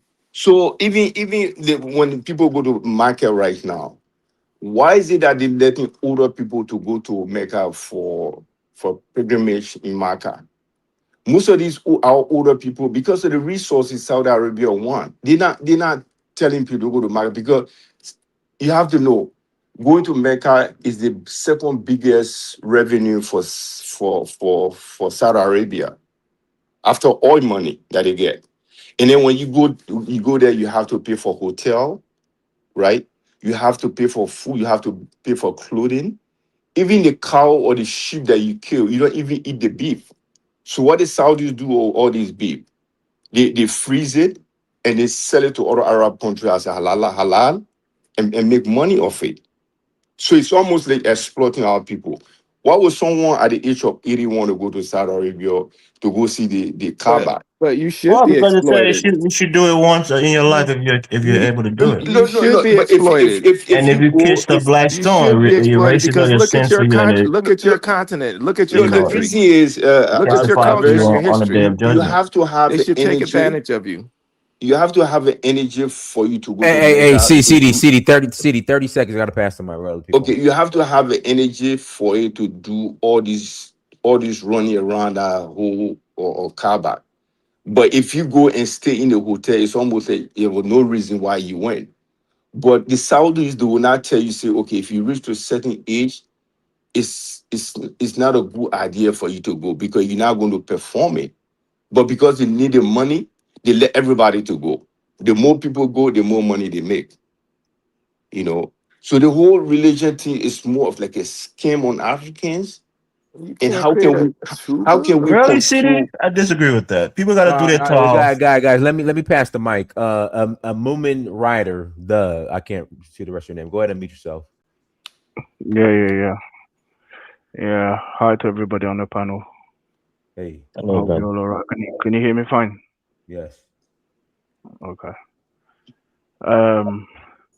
Yeah. So just to introduce myself, I'm African from Cote d'Ivoire, and I just want to give my opinion on some of the reactions that I've been hearing for the last couple of days after the captain has come out and said what he said. And what people need to understand, for those of us who are from the region and very close to the Burkinabe people, we understand what's actually going on in terms of the actual details between the different communities. And I think some of the context is lost because obviously some of the people are not from the region. So some of the things that eBay was talking about, people didn't fully understand. And some of the areas of that speech weren't directed at everybody. It was for certain populations to hear what he was talking about. And those of us, those who needed to hear it, heard it. So, for example, when he's talking about the difference, the number ones and the number twos, and the fact that there's no number twos. What people don't understand is that on French social media, and what tends to happen, especially in Burkina, it happens in Ivory Coast as well, is that due to corruption, people tend to want to go negotiate, right? So they try to find shortcuts, right? Especially people who are in business or etc. So the elite try to do that. And in order to do that, so if they can't get through to the leader, they'll try and look for a number two or a third person, etc. Right? And what that tends to do, that tends to create a how like sort of like a you know just a hierarchy, right? So you've got the president, and then you'll have the second person who's the strongest after the president. But what that does is that opens the door for manipulation, right? And for conflicts. And we know the enemy, what they like to do. The strongest tool is manipulation, right? So what eBay is talking, what he was addressing, is the populations of specifically the French-speaking populations of the AES and the countries around, like the Ivory Coast, because there was a lot of conversations around that, around the fact that some of the leaders weren't seen. So some of the original revolutionaries with eBay hadn't been seen for a while. So for example, one of them was the chief of intelligence. He hadn't been seen with eBay for months, right? So there was a lot of speculation that, oh, there was some sort of beef going on between eBay and this guy, and that's the reason we hadn't seen him for a while. So what eBay was doing was addressing that specific issue, right? So he was letting people know that there's no such thing as number one or number two. There's just a mission. And so for everybody who doesn't have that context, they don't receive the message as it should. And I think that happened with a lot of that speech. So for example, some of the Arabs and some of the black Muslims, are sort of outraged right now because of some of the stuff that he said regarding the religion, right? But there's a lot of disinformation because obviously he was speaking French, and some of the translation isn't correct. I speak French, so I know exactly what he was saying, especially regarding the 800 odd students that was studying abroad in Arab countries, right? People are saying that he's basically banned them from returning, but that's not what he said. What he basically said was he would try to get them back to Burkina Faso ASAP, and for those who refuse to return, then he would um, remove their Burkinabe citizenship. And so when you go online, you'll see that a lot of people are relaying that information as eBay banning and telling those guys to stay over there when that's not even what he said. So people have to be really careful about what's going on online, especially the fact that he's speaking in a different language as well, and people are purposefully, sort of uh, twisting his words basically to try and have whatever effect that they want. And that's the same as well when you go throughout the speech. So people are talking about that. The Arabs are talking about the fact that he mentioned the Arab slave trade and stuff like that. And the Arabs are already coming out saying, "Oh no, this didn't happen. He's got the dates wrong, etc., etc." Right? But we all know, anybody that's educated knows that the Arab slave trade occurred. Like, it's not even a debate. But again, this is what we know to be in our region. There's a lot of alienation, of the populace. Like, you've got a lot of that. You've got the Africans for Europeans on one side. You've got the Africans for Arabs on one side, and then you've got the Africans for Africans in the middle. Who are trying to sort of like, create this sort of renaissance of Africa. But then they're having to fight those two groups who are supposed to be joining them. But essentially, most of the fight that happens, because I'm Ivorian, but people don't understand that a lot of these fights, the large majority of Ivorians support the AES, and they actually are some of the biggest backers. And in terms of communication, they do a lot of communication for him in terms of trying to trying to get some of our brothers and sisters to understand what's going on, give them the history, give them explain to them what's going on. And a lot of those people are Ivorians, right? But obviously, because it's the French side of the internet, so a lot of English speakers don't know this. Because what I see online is a lot of people think that Ivorians are like, there's people here just supporting Ouattara. Actually, Ouattara, his support base is very small. Actually, it's nowhere near what it used to be, because obviously he's a dictator, is a puppet for the French, and most Ivorians know this. but there's a small minority he's still supporting because of ethnicity, right? So that's one of the points that doesn't get brought up when people talk about Ouattara, which is the fact that most of his support base is just because of ethnicity. They literally don't care what he does. Hey, Ouattara could do a genocide tomorrow. my brother, may I ask you a question? I had mentioned this earlier. In that same speech, he talked about the human zoo that was in France, about the Yeah, Ivorians that were there. yeah. What was the sentiment there in Ivory Coast? I mean, I'm not too sure Well, people was aware about that. yeah. Most Ivorians were aware about that, but what the sentiment was, the supporters of Ouattara, who support Ouattara just because he's from their tribe, they're basically, started What doing videos. ethnicity is what ethnicity is Ouattara? Is what you call Senufo in Ivory Coast. We've got a tribe called Senufo, but the Senufo Okay. are They're you related to the can find them. Mandingos. Yeah, the Senufo. No, they're not. They're not. You can find them in Mali. You can find them in Burkina Faso, but they're like a bigger umbrella with smaller, like smaller groups under that Senufo umbrella. But he's a Senufo from Burkina Faso, obviously. So he's not actually It's from that Madingo. tribe. Sanifo, they all speak the Madingo. It's the same Madingo. It's Madingo. No, they don't. They They have don't that speak. They beautiful don't speak. They artwork don't. on the mud cloth. They don't speak. Sanford don't speak Mandingo. They've got their own language. It's very different. They're But Sanifo related. is a very small tribe. The tribe that support water is Madingo. In July. That's what I'm telling you. Yeah, it's No, a no, no. different I'm dialect. Ivorian. I'm Ivorian, brother. I can tell you all the I know 61 you are tribes in Ivorian, Africa. but I do go Ivory Coast. What's I your speak the ethnic But group language. from Ivory Coast, my brother? I'm from the West on the west side of Ivory Coast. Yeah, Also, the fully north. Liberian. Me and Elvis. I know Elvis. Me and Elvis might have. If Elvis is from the we are eastern we side, are the then same. We're the same tribe, bro. If you're yeah, yeah, way, yeah, yeah, that means you're either Gere or Wobe. So yeah, we're yeah, the yeah, same people. yeah, You're born crime. yeah, yeah. Yeah, but Elvis, that's what I was we telling you. The don't do. northern part is the one that's supporting water, but No, The not Yeah, July, the the let me West Madingo. let me supported, wait. Babo, No, it's the not crews in the the northern. West. I mean, the northern The part. northern. That's support Wait, part brother. that's support water.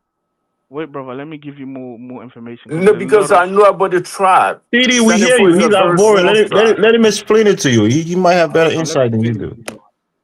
Okay. So what you have is right now. What's going on in Ivory Coast is what you call a. There's an attempt for the real Ivorians to try and reclaim their identity, right?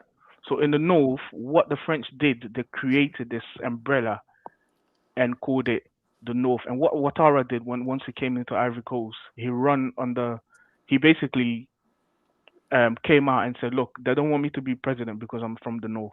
Basically, that's how he started to gain support from the North. This is back in the 90s, right?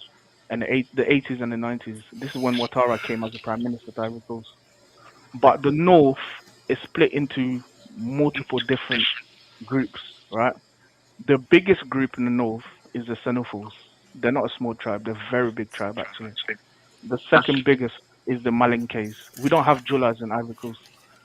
Jula is a term to means somebody who does commerce. Yeah, so it's a job title. Jula Traders. is a He's trader. right. Traders, you're right. Yeah, he's right. Yeah, it's not an ethnicity. You understand?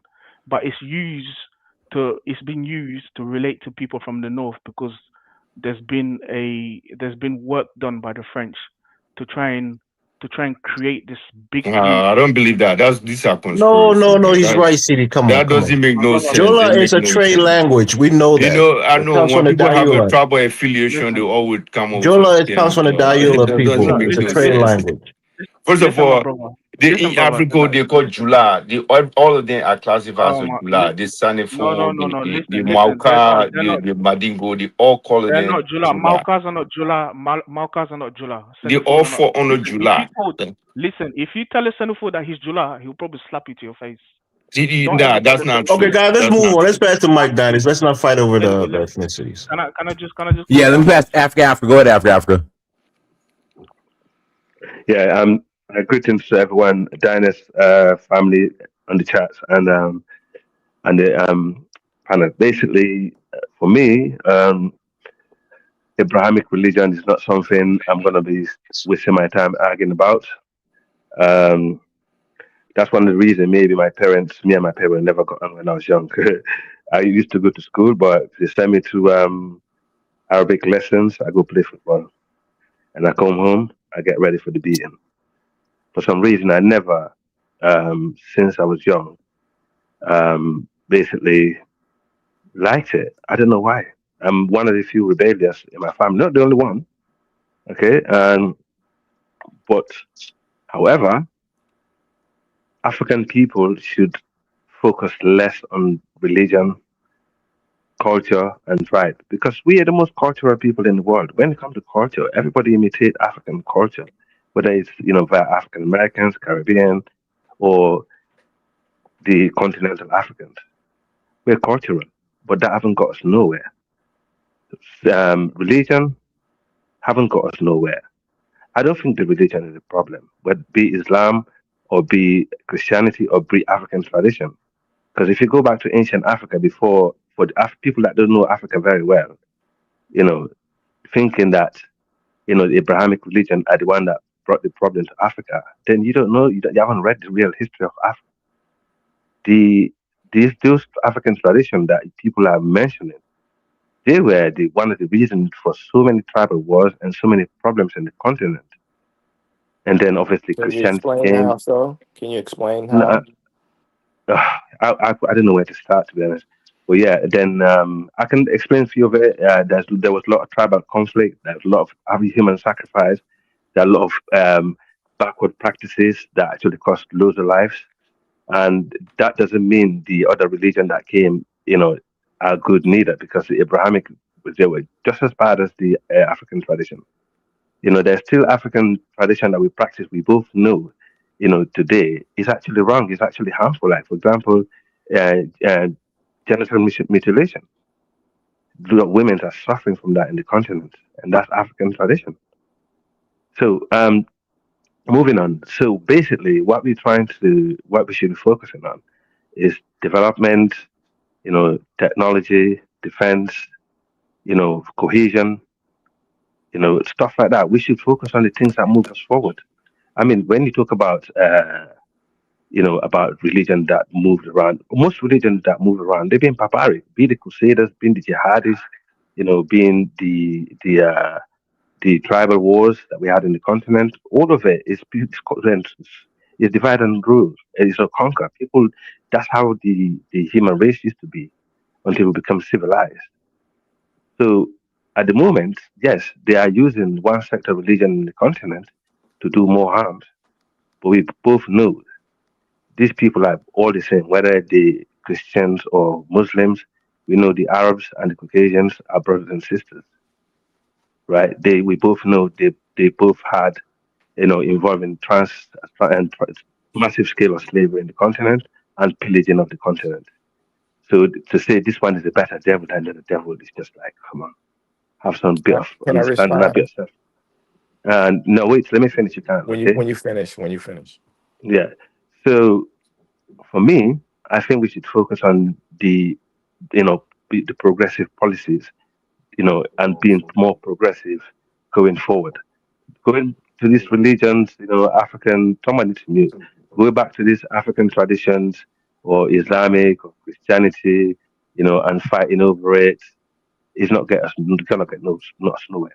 It's just mad. It's complete madness, man. I mean, Europe here, for example, Europe, they're Christians today, okay? The Romans brought Christianity to the UK. They used to chop heads. They came here and they straightened the line. They actually got everyone aligned. And I tell you what, they brought a lot of development with it as well.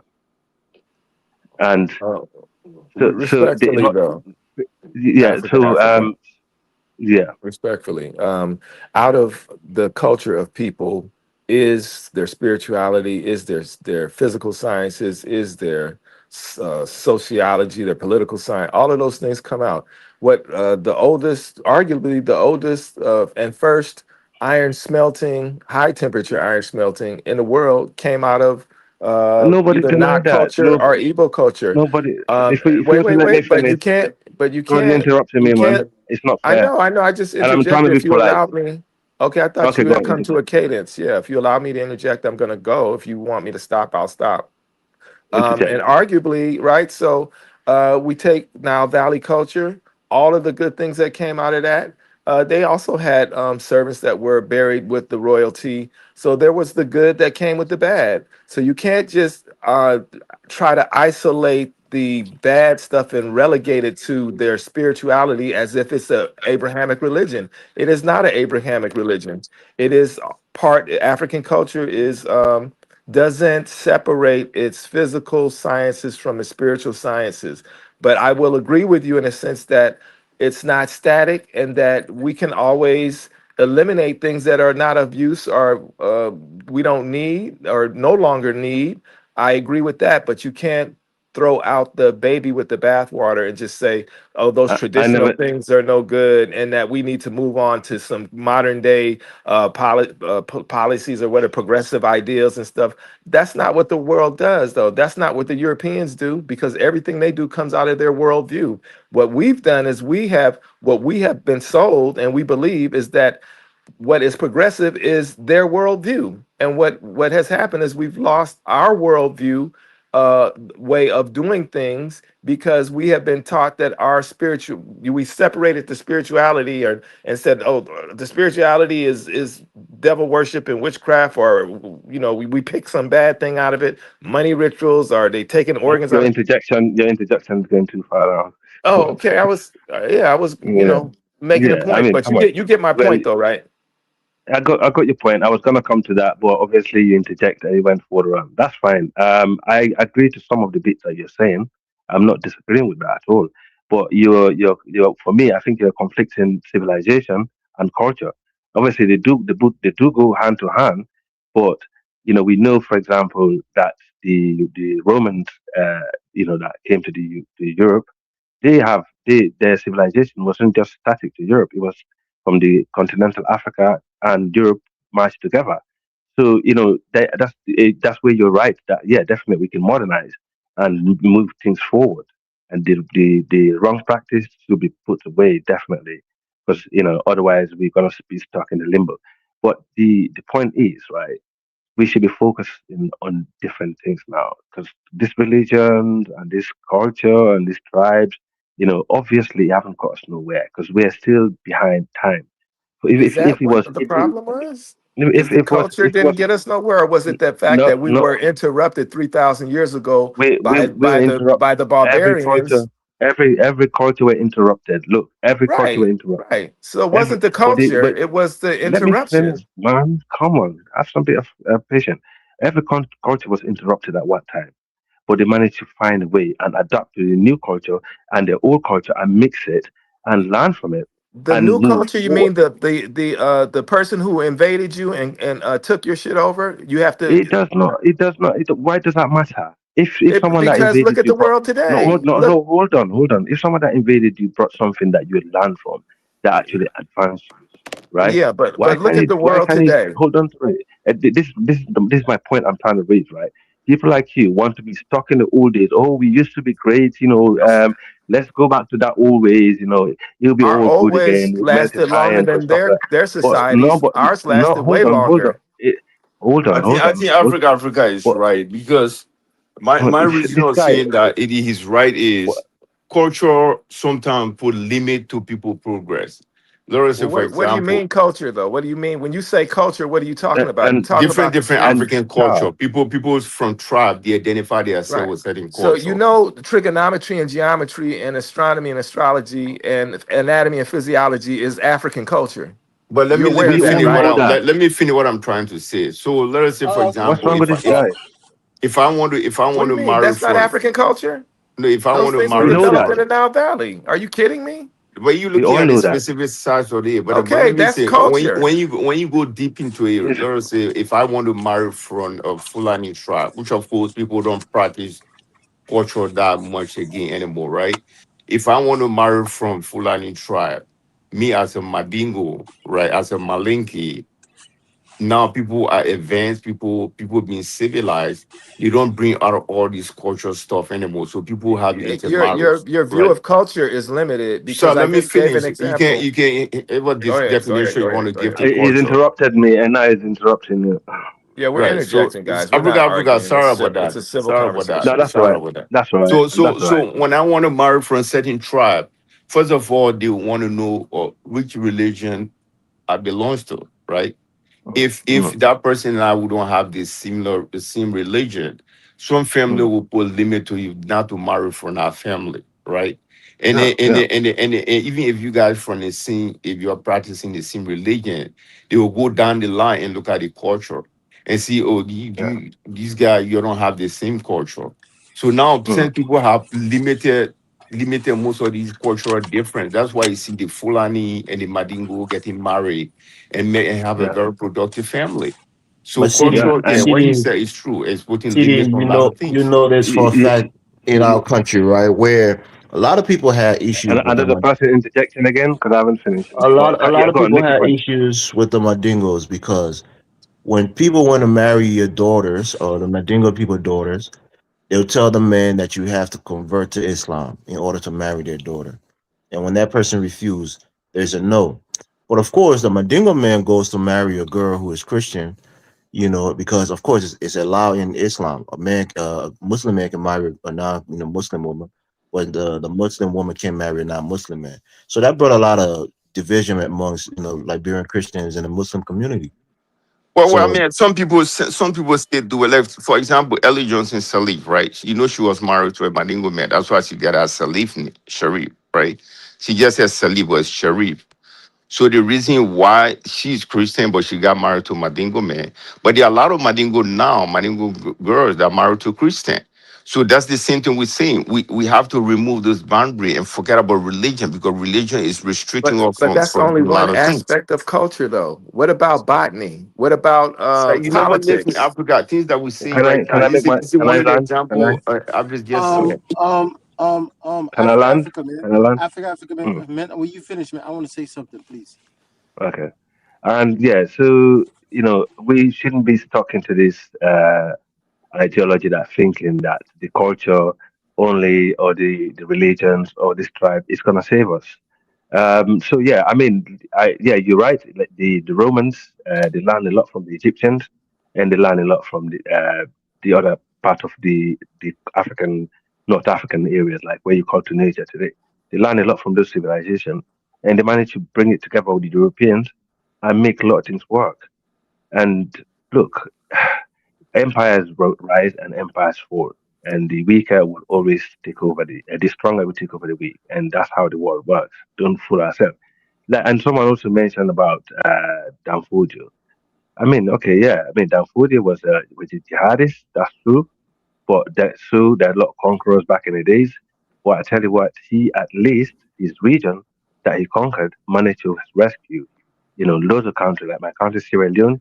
If it wasn't for the northern Nigerian, people of that caliphate, in power, Liberia and Sierra Leone would be in turmoil. Okay, and these are two countries that was founded by Christianity, and they did not say, "Oh, because these countries are built by Christian ideology, we should let them suffer." So most of these soldiers that died in Sierra Leone and Liberia were Hausa, Fulani, and some other Nigerians, but majority were Muslims, and I saw that myself. So we should look at each other as brothers and sisters. Let's not make religion be our barriers, and I will never see another brother, any different based on his religion or his culture or his tribe. We need to walk away from that. That's what is holding us back. I pass the mic. Thank you. And that's why Alves was saying right now. It's true. That's why a lot of Liberians have problem with the Madingo tribe. Why you marrying an other tribe daughter, but you don't want the other to marry your daughter, No, and that but brings a lot of CD issues. to tell the Fula and the Mandinka of West and the Hausa of West Africa to abandon Islam, it will be the hardest task in this world. I know that for a It will fact. That's never what be I'm. possible. It will Right, never be right. possible. So Let me say let this, me just right? make this point quick. Let me make this point quick. Okay, the reason why that is because these people, they had good and bad with Islam, but they built civilization, through this. Because I'm not the most educated person when it comes to religion. I've made that clear. I never went to Arabic school. I refuse. So basically, the way their ideology is so fixated, and they use Islam to fight the conquerors, who are the colonials. They put tribalism aside and had one umbrella under Islam. They unified, forced to actually fight and defeat some of the invaders who came to conquer West Africa. So, there's good and bad in all these religions, but let's just focus on the good side of it. The bad side of it, let's leave it alone. I'll pass the mic. Let me say this Can real I quick before y'all can I continue, ask a right? question? No, hold on, sir. Hold on, sir. Let me say this real quick, please. This topic right here is about Ibrahim Traoré, right? That he stands against Sharia law, right? So to me, right, Ibrahim Traoré has done great things for his citizens, right? Absolutely great things. And then also other countries around West Africa as well has been super inspiring, right? Even like other neighbors, citizens wise, right? So and then the same people that talk down on Ibrahim Traoré now all of a sudden are so excited because Ibrahim Traoré is against Sharia law. But then when Ibrahim Traoré did excellent things and did great things that you should take your hat off and say, wow, but then you refuse to to come out publicly and then say, wow, this guy's actually doing things that he said he would do, and then the country is projecting to do excellent things, great things as well. So I don't understand then. What do you want Africa then to do? How do you want Africa to prosper? Do you want Africa under, some type of Western power or some type of Asian power, some type of Arab power, or something like that? Do you want Africa to be, self-independent the way we should, the position that we deserve in this world? Because if you're gonna criticize a man that's doing great things for his people and then his citizens are approving it as well, but then you so stuck on democracy, whatever your type of democracy is, right? But then you want to say, oh, it's a good thing that he's fighting against Sharia law and stuff like that. I mean, I don't understand how Africans could come up here when somebody else is doing great things for his country, right? You try to talk down and try to make up all type of excuses. That's fake, that's lie, that this and that. But at the same time, you want to prove that he's against Sharia law. But Ben, when That's someone what wants to do something, that's what you don't want man, to I don't support all his understand. idea. Even though I No, mean, that's not. people may not agree No, with city, certain no, city, policy city, that he take, but they will agree with city, certain things that city, city, he city, do. city. Just Right. give me 10 seconds. I'm gonna shut up. We have you much older than me, right? Yeah. I'm telling you the truth. If Africa don't change when it comes to independent, like development wise, and create things within the next 10 to 15 years, Africa will be in chaos. I'm telling you the truth. You much older, much older. If Africa, the continent, specifically, especially West Africa, do not prioritize to development, Africa will be in chaos. You think of your fancy house that you building in like Liberia or like Ivory Coast, whatever it is, right? You think you're gonna live there peacefully when these kids eventually, right? Because right now they probably 5 years old, right, or 10 years old. When they become 20 years old, they don't have nothing to do. Have access to weapons, have access to drones. Because I'm talking about the next 20 years, next 10 to 15 years. The population What that you keep mean is the rising. young kids are going to be radicalized and take over West the, Africa. Is that what you the mean? population. I'm saying like when it comes to like insecurity, like gangs or none of that. It doesn't have to be like somebody pick up, weapons, screaming, blah blah blah and stuff like that. I'm saying like just basic, insecurity. Like when it comes to like, freedom. When somebody walk into your house with guns or somebody just jack you. You understand me, right? As if it's like a complete chaos, mayhem. I'm Yeah, saying but if we don't focus on Ben, world development Ben. for the next couple of years. See, I'm telling you the truth about what I have Okay, studied but because what I Africa's in would the tell you, future. say what I would tell you, I studied the Islamic religion in and out. The problem with our people, most of these people that practice Islamic religion, they are not educated. Most of the imam that give them all this information when they go to Friday prayer, they want everybody to go to the mosque. But when you look at the religion say the best place to practice the Islamic religion is in your house. It's in your Okay, house. You can do all your prayer in your house, right? you know, But all they're going to preach is people should leave their work and go to mosque. And that's not what the religion said. But the of reason why course, they want to build the mosque to be attractive to people because people go there, they give donation. That's why make the religion corrupt, right? You know, But but again, it's hard to educate. Let us say it's almost like how people that are fighting for it's jihad. Is the same easy. Islamic religion say that you have no right to take It's somebody's life. easy. You have no It's right to take easy. somebody's life. God is the only person that can take people's life. It's That's what it's much Islamic easy. religion say. But they will give the Yes, interpretation that when you kill some unbeliever, you are a jihad fighter, and which is of course is lie. That's not one mentioned in the Quran. it's So easier. It's so it's easier. easier to manipulate our people if people not educated, right? Yes, This is the 100%. problem that we have. Can I I just I mean, interject because you it's said something? Sorry, can I? yeah. I'm Go not. ahead, go ahead. I can't let this go. No, go Yeah, ahead, go ahead, go ahead, go ahead. I brother, apologize. Go you're ahead. saying this is not. You're saying this is not in the Quran, but you know 100% that there's a lot of Muslims that don't just study the Quran; they study the Hadiths, and you know that there's all kinds of stuff in those Hadiths. So when you say Yeah. it's not in the Quran, you need to be very truthful of the fact that the Hadiths, because of all the stuff that's in there, there's even some Muslims that refuse to accept the Hadiths as Muslim Yeah, because of some of the the No, crazy, no, Quran is. crazy. they don't say that they don't accept it. I don't even No, no, go by the ideas. Some people And say Muslims. that the no, the hadith I has know to be Muslims that don't go by the Hassan or Hadith. Sahih before they can accept it. If it's Da'if, it's too exactly. weak. So don't, They yeah, won't accept the chain of narration for it. Right, yeah. so So don't just, yeah. The So Sunni Muslim are the one that came up with all these hadiths, right?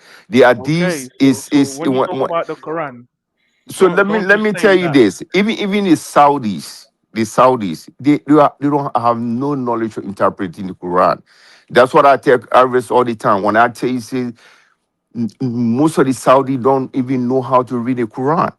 They can read the hadith. If you know how to read Arabic, you can read the hadith. But you cannot read the Quran if you don't go to Quranic school and read that That's what book I'm and saying get the because the Quran is interpretation of it. archaic. Okay, It's written in such an old dialect of okay, Arabic.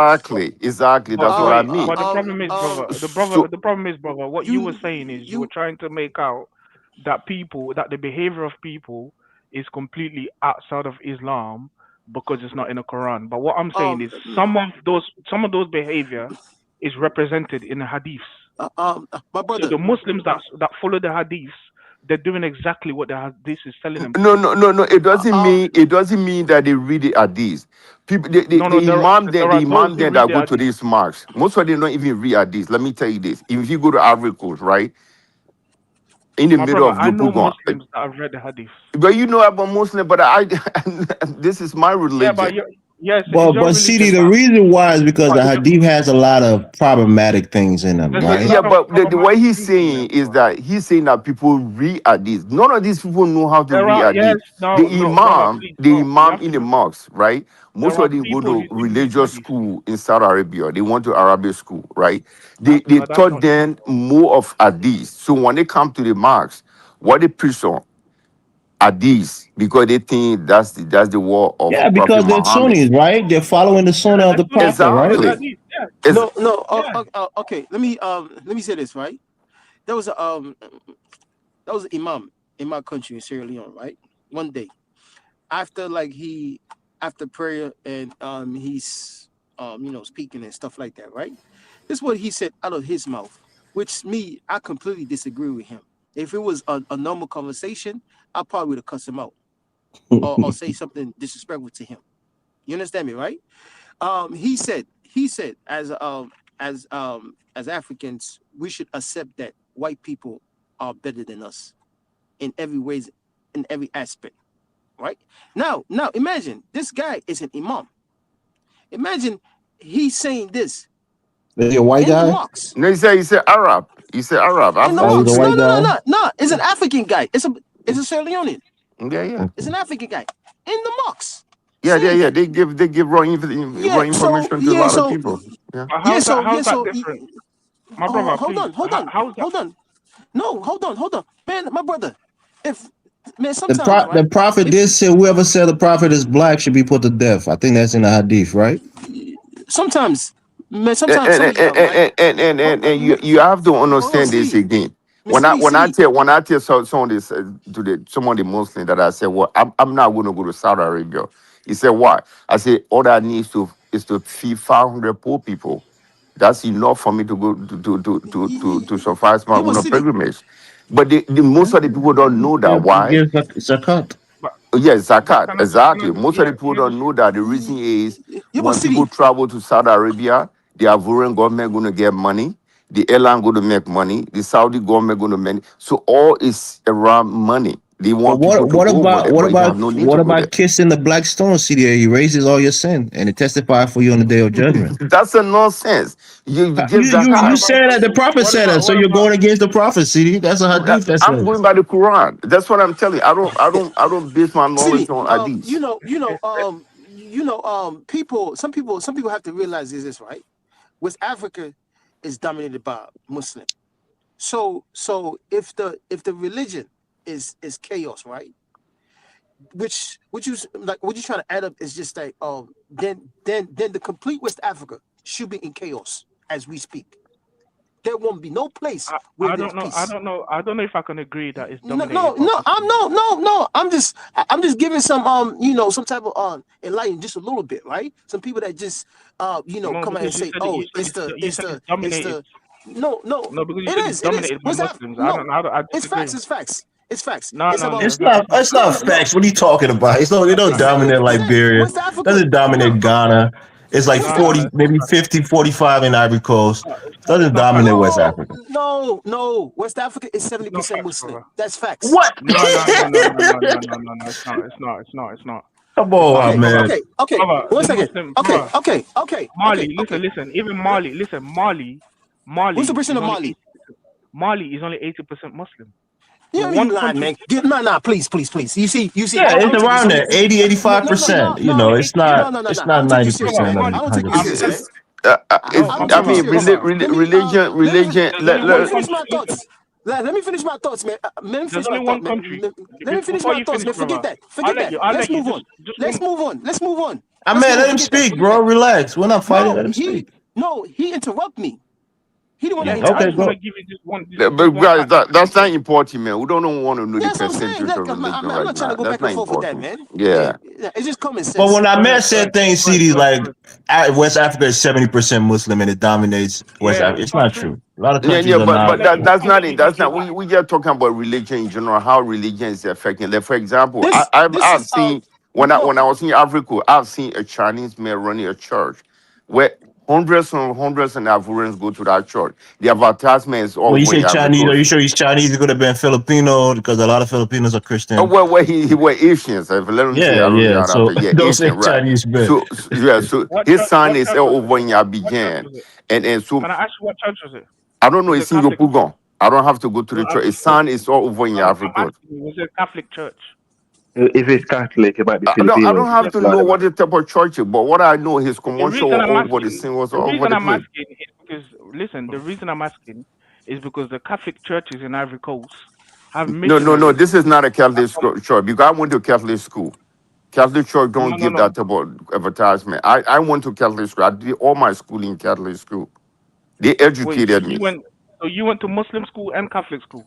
Yes. No, you went to a Muslim like primary. You went to a Catholic high school, right? Secondary Ye- school. Yeah. When I did Um Arabic school um up to um sixth grade, and then my dad sent me to high school. you Simura is a very high, famous man high city school in Liberia. Everybody man know city it. man Yeah. everybody. What we have to understand is this, right? The Yeah. Africa that you went to school with, right? The hmm age, when you went to like middle school, high school and college, if you did went to college in Africa, right? You have to understand it is a different generation. The Africans that was alive during that time that taught you was probably completely different. They were more Africans, much I more was not taught cultural, by in my Africanized. school. All my No, teacher I'm was saying, was no, no, white. no, They no, were no, all no. white. I'm giving you current Oh, update okay. because I can relate to young people. You understand? I can relate to young people more than you. Yeah, but So what I'm yeah, saying so is that when we, I was taught by all my high school were all white teachers. I, George. this Are you no proud of city. that, Chidi? That you got told by the No, white no, people? Are you proud of I'm that? not proud of it. He's No Can I stupid. come city. in, No This guy city. gentlemen? taught City. me. City. I've been City. in City. City. backstage But trying to city. get in to No, talk, no, and I no. What haven't been I'm able to saying is talk. that Guys, we when gotta he pass the said I mic. was, We got a few new people on the panel, please. he said I Oh was yeah, proud of we himself. got Yeah. BD. Go ahead, BD. Yo, peace, Prince. How are you? Good. How are you? I'm all well, thank you. Peace to everybody on the call, the chat, watching at home. To the topic of your question of the show, I would say that it is a good thing that the president has banned Sharia law. You know what I'm saying? We as black people, we have a tendency to try to outpoke the Pope, even though we don't have the whole story of the situation. Like, for example, this same word that we're using, Sharia, it doesn't even mean law in Arabic. If you check the word, the etymology of the word, it actually means a pathway that you use to go towards water. Because at the time when the Quran was being formulated, the Bedouins, the desert Arabs, to find water was like finding a treasure, because their environment was such an arid land. You know what I'm saying? So they, so that's why they put that in their doctrine. The actual word for law, if you want to check it in Arabic, would be kanun. We know the Quran. We studied the Quran up and down. I know the Quran left and right, back, up, down, forward. It never taught me STEM. All the prayers, all the recitations and the quotations, it never installed on me a sense of learning STEM. So these Abrahamic religions, like a lot of the people have echoed this sentiment on this chat already, these Abrahamic religions, I even like to call it Abrahamic religions, because ever since they came to our country, it's almost like a curse on us. You know what I'm saying? And it's not relegated to just Islam. Christianity has the same thing too. The only thing is that Islam, their violence and their violence is overt, while Christianity, they do their violence covertly. But if you check Christianity too, it was the papal bull that was put out by Pope Nicholas that even sanctioned the transatlantic slave trade, to even start the transatlantic slave trade. With papal bills such as Dum Diversis, Romanus Pontifex, Inter Cateria, and all those other bulls they were writing. They actually was the ones that sanctioned the transatlantic slave trade. So why do we subscribe to these things? You know what I mean? No, but it didn't come from the Bible. So It was just a man making a may I come decree. in, please? May I come in? I just want to say the reason the Europeans study classics, which is Greece, is because there's a lot of information there that is the source of the information that came to, developed up until today. Mainly who are the main guys? Newton, Copernicus, Kepler, Galileo. Galileo. All of these people studied Greek information through the Latin, and some directly Greek. And the information from Greece comes from Kemet. How are you going to be an African man and you haven't studied your high point? You just know certain basic things about Kemet, but when you really study Kemet, you begin to really understand these physical sciences. This brother's talking about STEM. Is You Kemet begin the to high point understand for that. West Africans, Sha? Yes, it is. And the reason why it is because Africans migrated through Exodus. Many migrated into West Africa as the Europeans Not became. Oyo, not Mali. No. There's a book by Abubakar Lam that talks about the 6 migrations or 6 paths that came from the Nile Valley into West Africa. Some came into Yeah, Senegal I area, agree some with came into you. other I areas. agree with you, Sha. So you need to read that book. You need to Sha hold is on. Let me right. finish. Let me finish. See, okay, When we do not understand our culture and our history, then we lose the best thing about us, which is what can work for us today. What can work for us today is if we take from the point that we left off, 3,000 years ago, when we were building those pyramids and we had equivalents to trigonometry, geometry, algebra, anatomy, physiology. All of those things are. I went to Stanford Library and downloaded the medical papyrus. And in the medical papyrus, which is about, I think it was only about maybe 300 pages. In that medical papyrus, they have all of these different incantations and physical prescriptions, herbs, and different things, but it was also spiritual. So they had the spiritual and the physical.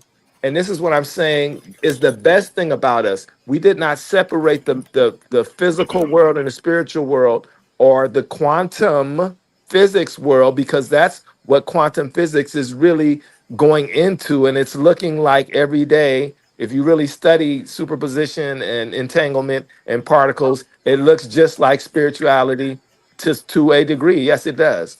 So I'm saying that's where we are in a place where we need an advantage because we're such the underdog.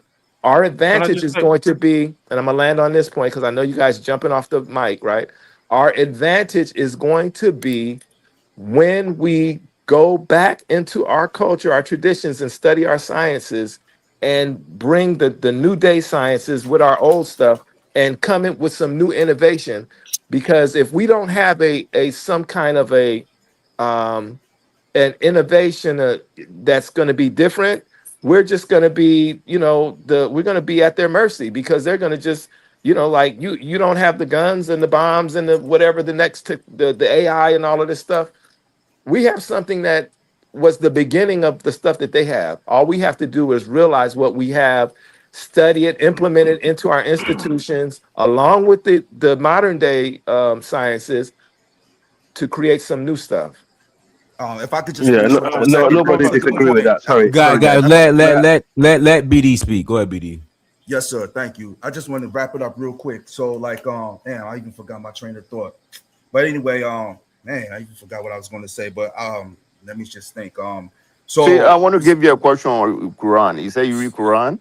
so basically, if you like, just to back up, just to buttress what Shah was just saying. If you even look at the Quran, you could see where they picked and choose a lot of things from civilizations that predated it and incorporate, like a lot of the things you find in the Quran. You can find it straight in ancient Egypt. Like there's even a surah that's called Surah Asar, which is named after the Surah Egypt. Al-Asri. Asar, which is named after the god Asar from Egypt. But the Muslims would tell you that Asar means the afternoon because they don't like to give credit from where they took the things. But that's a whole different discussion. My point is this. Islam, as we have it today, Orthodox Islam, is nothing but codified Arab hegemony. That's all it is, point blank, period. That's why they would never look as a black person as an authentic Muslim, because even in Africa, when we practice Islam, we always add our traditional practices in it. Like Diners, you went to Sierra Leone, you know about the Moriman, you know about the Karamoko, you know about all those things we have in Sierra Leone. You go to Senegal. I don't know about that. Okay, next time you go there, just No, ask. They'll it's tell true. you. It's right. It's right. They'll tell It's you. right. You We go to do. Senegal, you know about the marabouts. You know what I'm Yeah, saying? I know Yeah, I know. Senegal. I know Islam and Senegal very No, well. Sierra Leone Yes, have the sir. same. It's right. So basically, like Shai was saying, we can. There's some utility in it, but I think the detriments in it outweighs the benefits. You know what I mean? So like we got to upgrade some of our institutions. We don't have to throw away the baby with the bathwater. Yes, FGM. Like I heard somebody on here talk about female genital mutilation. Okay, yes, Yes, it I does. did.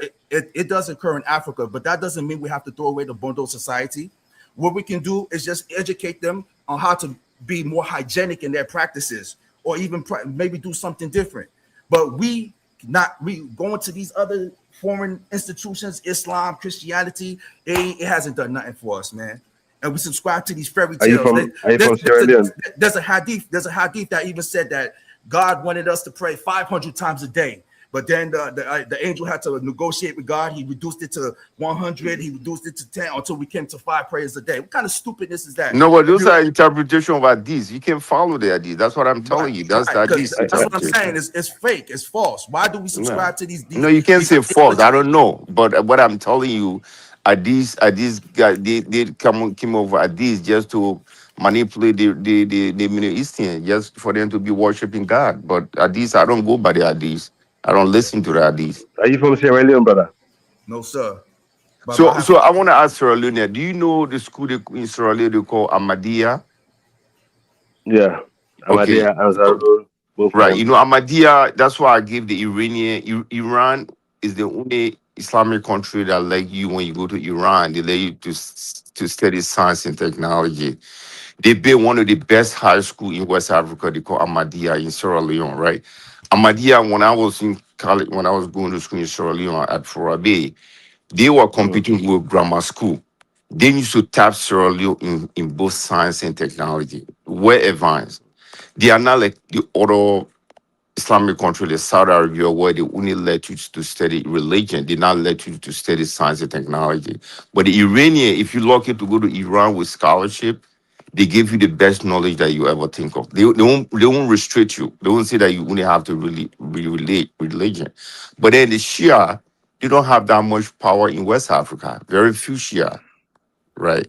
maybe places like in Sierra Leone or certain part of West Africa, but they tend to give our people a very good education, and they are not dominating West Africa. Only the Sunni are dominating, and our people not getting not much benefit from them. We need to learn the religion, you know. All right. They're two different things, anyway. But yeah, I agree. I agree with Sha, the point I was making, that yes, he is right that most West African, in fact, all West African, are from the Nile Valley in what you call modern day Sudan, who migrated to where we are. The Niger Congo group, example, they came from that region. But yes, I agree. We need to hold on to the good things that we had in the past that the rest of the world copied. Of course, yes, but also we need to get rid of the bad things. Simple as that. Moving on. So there's some point of agreement on there. I pass the mic. Thank you. All right, guys, real quick. Can I just Documentary, guys, please stream my documentary. Go to documentary.searchforhuru.com, documentary.searchforhuru.com, and stream the documentary. If you have not gotten the documentary yet, please go to documentary. Link is in the chat room and link is on the screen. Go to documentary.searchforhuru.com and stream my awesome documentary. There's over 100 of you all in the chat room. Guys, you have not streamed or purchased the documentary, please do so. Once you stream it, once you order it, it is yours forever. Ngolo.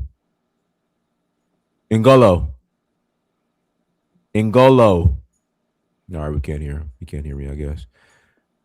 Again, go to documentary.searchforhuru.com and stream the documentary. All right, go ahead. Yeah, I was gonna say about what the brother said about Egypt and our connection to Egypt. There's a big problem for us, especially for us in the diaspora. There's a language issue because there's a lot of work done on Egypt in French by a lot of West African scholars, and because their work is in French, a lot of our brothers who are English speakers miss it. So there's a professor by the name of Akiri Silla from the Ivory Coast. He's done a lot of work on the Egyptian alphabet, and essentially 3 years ago he was able to um, dissect it in a way that nobody else could. And there was a big, you know, thing about it. The press came and he gave a big conference about it. He for the brother, he says he knows Ivory Coast.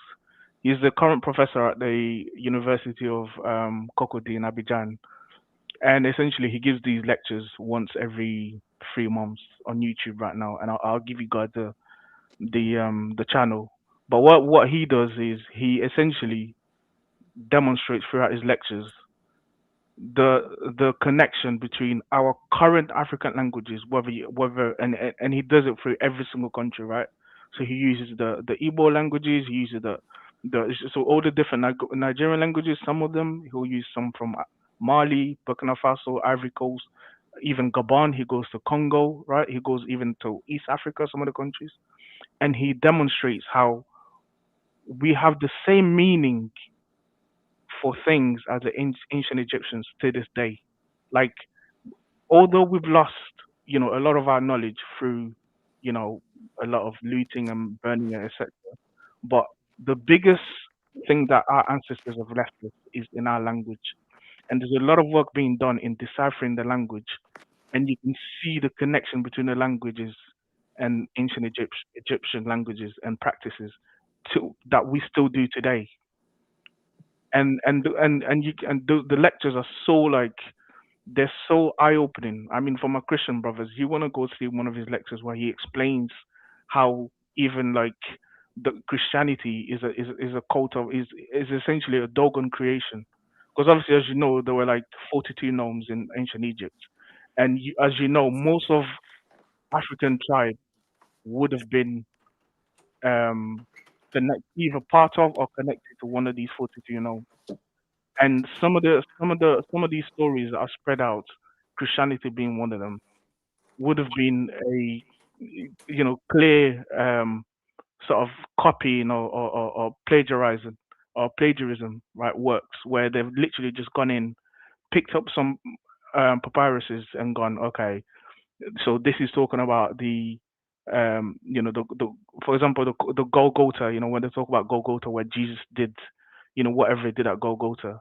But when the professor that explains actually what Golgotha is within the Dogon religion or the Dogon practices, how it's literally the skull, it literally represents a skull, and what it was is the practices of our ancestors, where before they set up a village, there was a person who would sacrifice themselves, and the skull of that person would be used, as sort of a pillar, um, upon which the village would be set up. And so that was part of the tradition, essentially. Those, which became, folklore. And when you can see he builds that connection straight through to how the Christians, you know, came to take that story from the Dogons and make it something else. It's literally a bunch of stories from our ancestors that they just took and just mix and match together. And so for anyone who wants to see his lectures, his name, the YouTube channel is Como Sapiens. So if you go on YouTube, you type in Como, Komo, and then space Sapiens, as you hear it, Sapiens, and you can go see most of his lectures there. He's got a latest one where he talks about the ancient Egyptians' teachings about the souls. And he explained what, like, for example, we've got a tribe in Ivory Coast called the Akans. And the Akans, they have folklores that are essentially exactly the same as you find in ancient Egyptian writings. It's like there's literally no differences. Like, from for anybody who wants to question the fact that West Africans are not from ancient Egyptians, they're just literally misguided, because there's so much work that's been done in it that at this point it's not even a conversation that West Africans only moved to West Africa because of the fall of Egypt. It's not even a debate. But anyway, that's all I wanted to say. And if anybody else wants to jump onto that. Anthony Browder found Adinkra symbols on the wall. They were renovating, excavating, and restoring some tombs in the 26th dynasty. And he's been doing that work. In fact, he had to go silent on the work because of the fact that the Arabs are polarized against anybody that's trying to depict the true nature of ancient Egypt, that he can't even post any stuff. So I don't even know if he's still doing his restoration of these tombs that he's been doing for 12, 13 years. And black folks, African Americans, are part of the groups that's doing the excavations and supporting him financially. But anyway, he found these Adinkra symbols Symbols on the ceiling. on the ceiling of the tomb. Hey, Dinus, can I? Can you guys hear me? Yeah, we can hear you. Okay, yeah, because this thing is weird. I don't know Well, I what just got happened. on. I was trying to. Oh, that was you. Okay. So yeah, I mean that's a direct thing. Now he's supposed to be doing a book on that, but we haven't heard anything. That was about 6 years ago that he found that. So yeah, those are direct connections. And then you look at the Dogon culture, there's more connections, but just looking at their astrophysics and the knowledge that they know of these physical stars, the physical knowledge that they know is amazing. And it is something that we need to be, we need to have our think tanks working to get that information, teach the information as it is, and then try to innovate on that information. And we're not even think we're talking about the Christianity and Islam. So that means I that want to say that. our attention is off of where we should be going, can be going, in terms of utilizing this knowledge that they have that cannot even be seen by the physical eye and has only been able to be seen since the 1950s with a telescope. These are that we're talking about the Dogon's aspect. What is what does the Yo, I got something to say on the ethnic topic. group? What I know. I just started. I mean, everybody get a little bit of time. But he What ain't is even the spoken yet, brother. Okay, let me land on this. Give me 10 seconds. What is the ethnic groups in Liberia that have the knowledge, their sacred science in Liberia, that we just don't think is important because it's voodoo or whatever? And that knowledge is just sitting there, and they've got knowledge that is unique to their ethnic group. We need all of that knowledge. Okay, bro. Now, Is this still in I order? don't know. I think the topic here is, Ibrahim Traoré ended. Is Ibrahim Traoré ending Sharia law?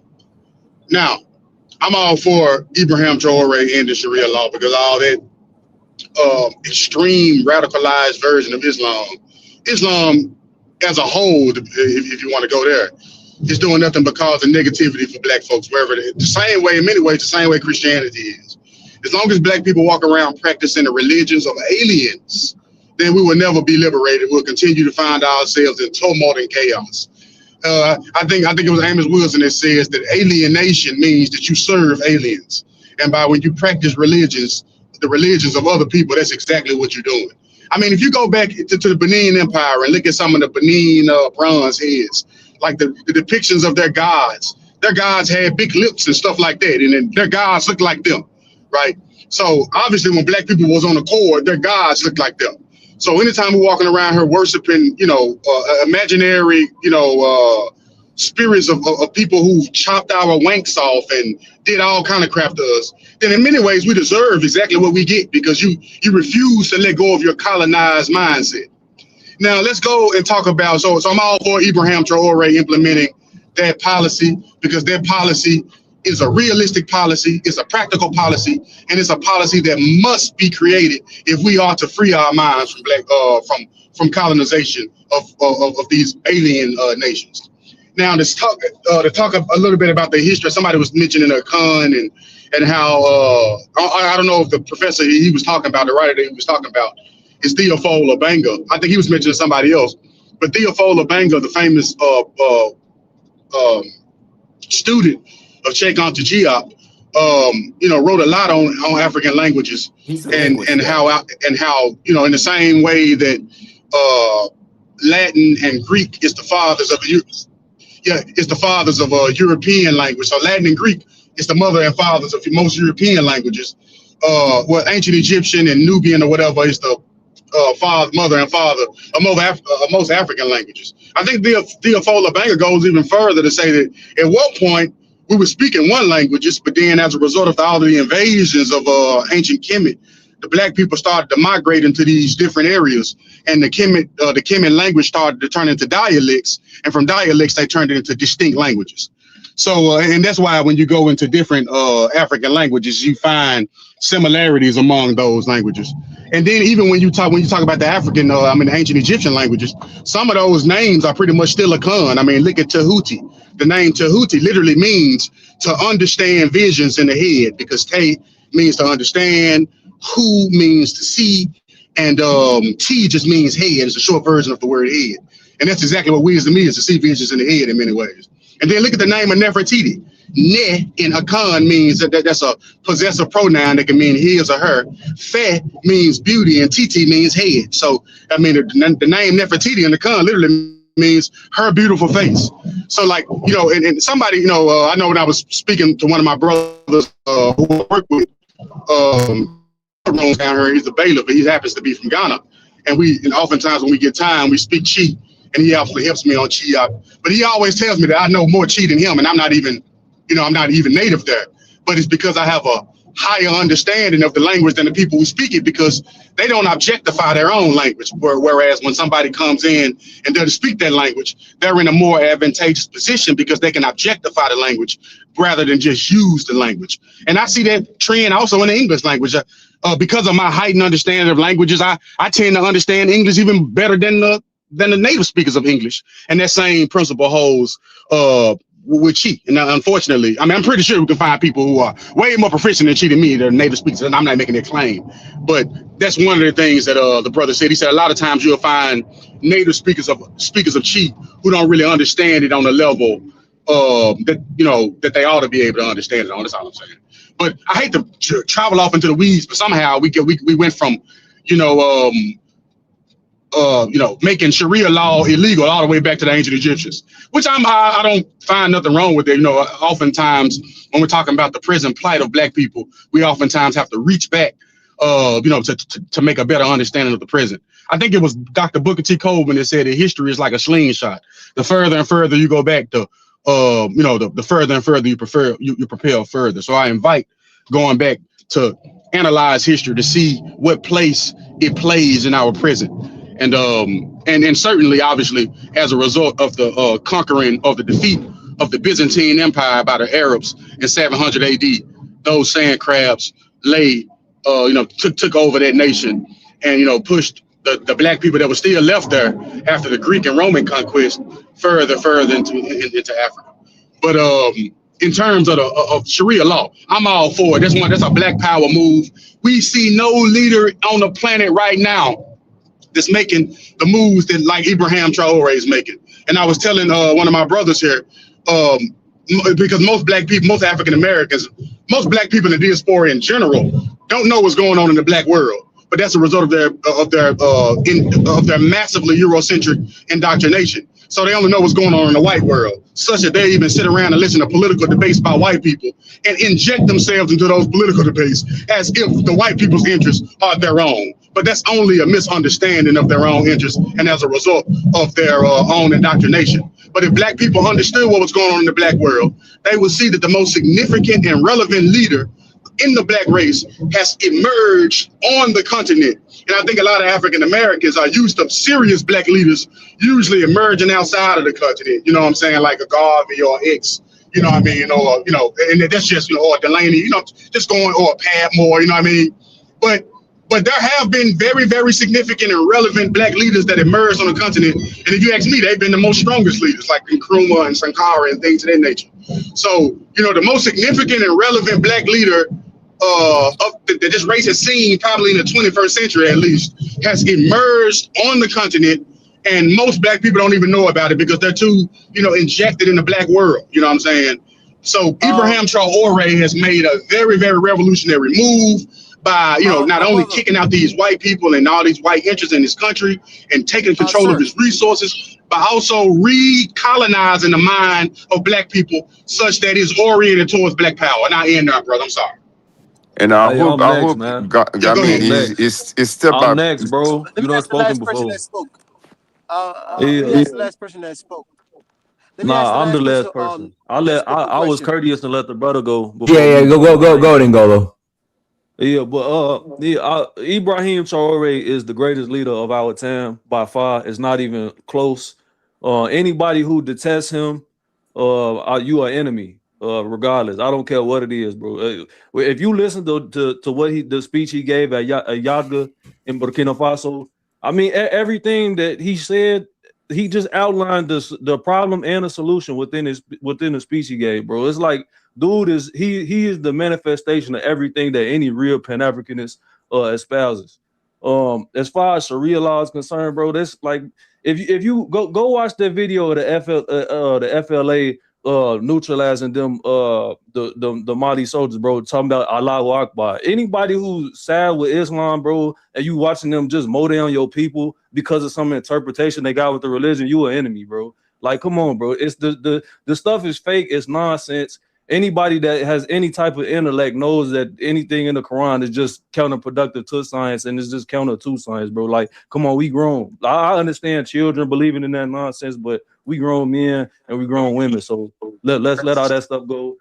Culturally, it imposes. I done said this before on the platform. I'm not even gonna go into all the stuff with Islam because I done said it before. But yeah, like I was saying, eBay, man, he's the greatest, man. We need to all get behind him. I don't care where you from. In the diaspora, where you from on the continent, your leaders for the most part. I ain't even gonna say. If you're not in the AES, your leaders is not on nothing for real in Africa. So get behind eBay, man. I'll let somebody else talk. Well, I don't think what you saying that doesn't make no sense at all. First of all, eBay, he's a Muslim, right? He's not destroying the entire religion. He just saying Sharia law is not something that we should practice in any part of Africa. And he's right. And if Christian were to take this type of decision, they will say, "Oh, he's against my religion," but he practicing Islamic religion. He's not destroying the entire religion.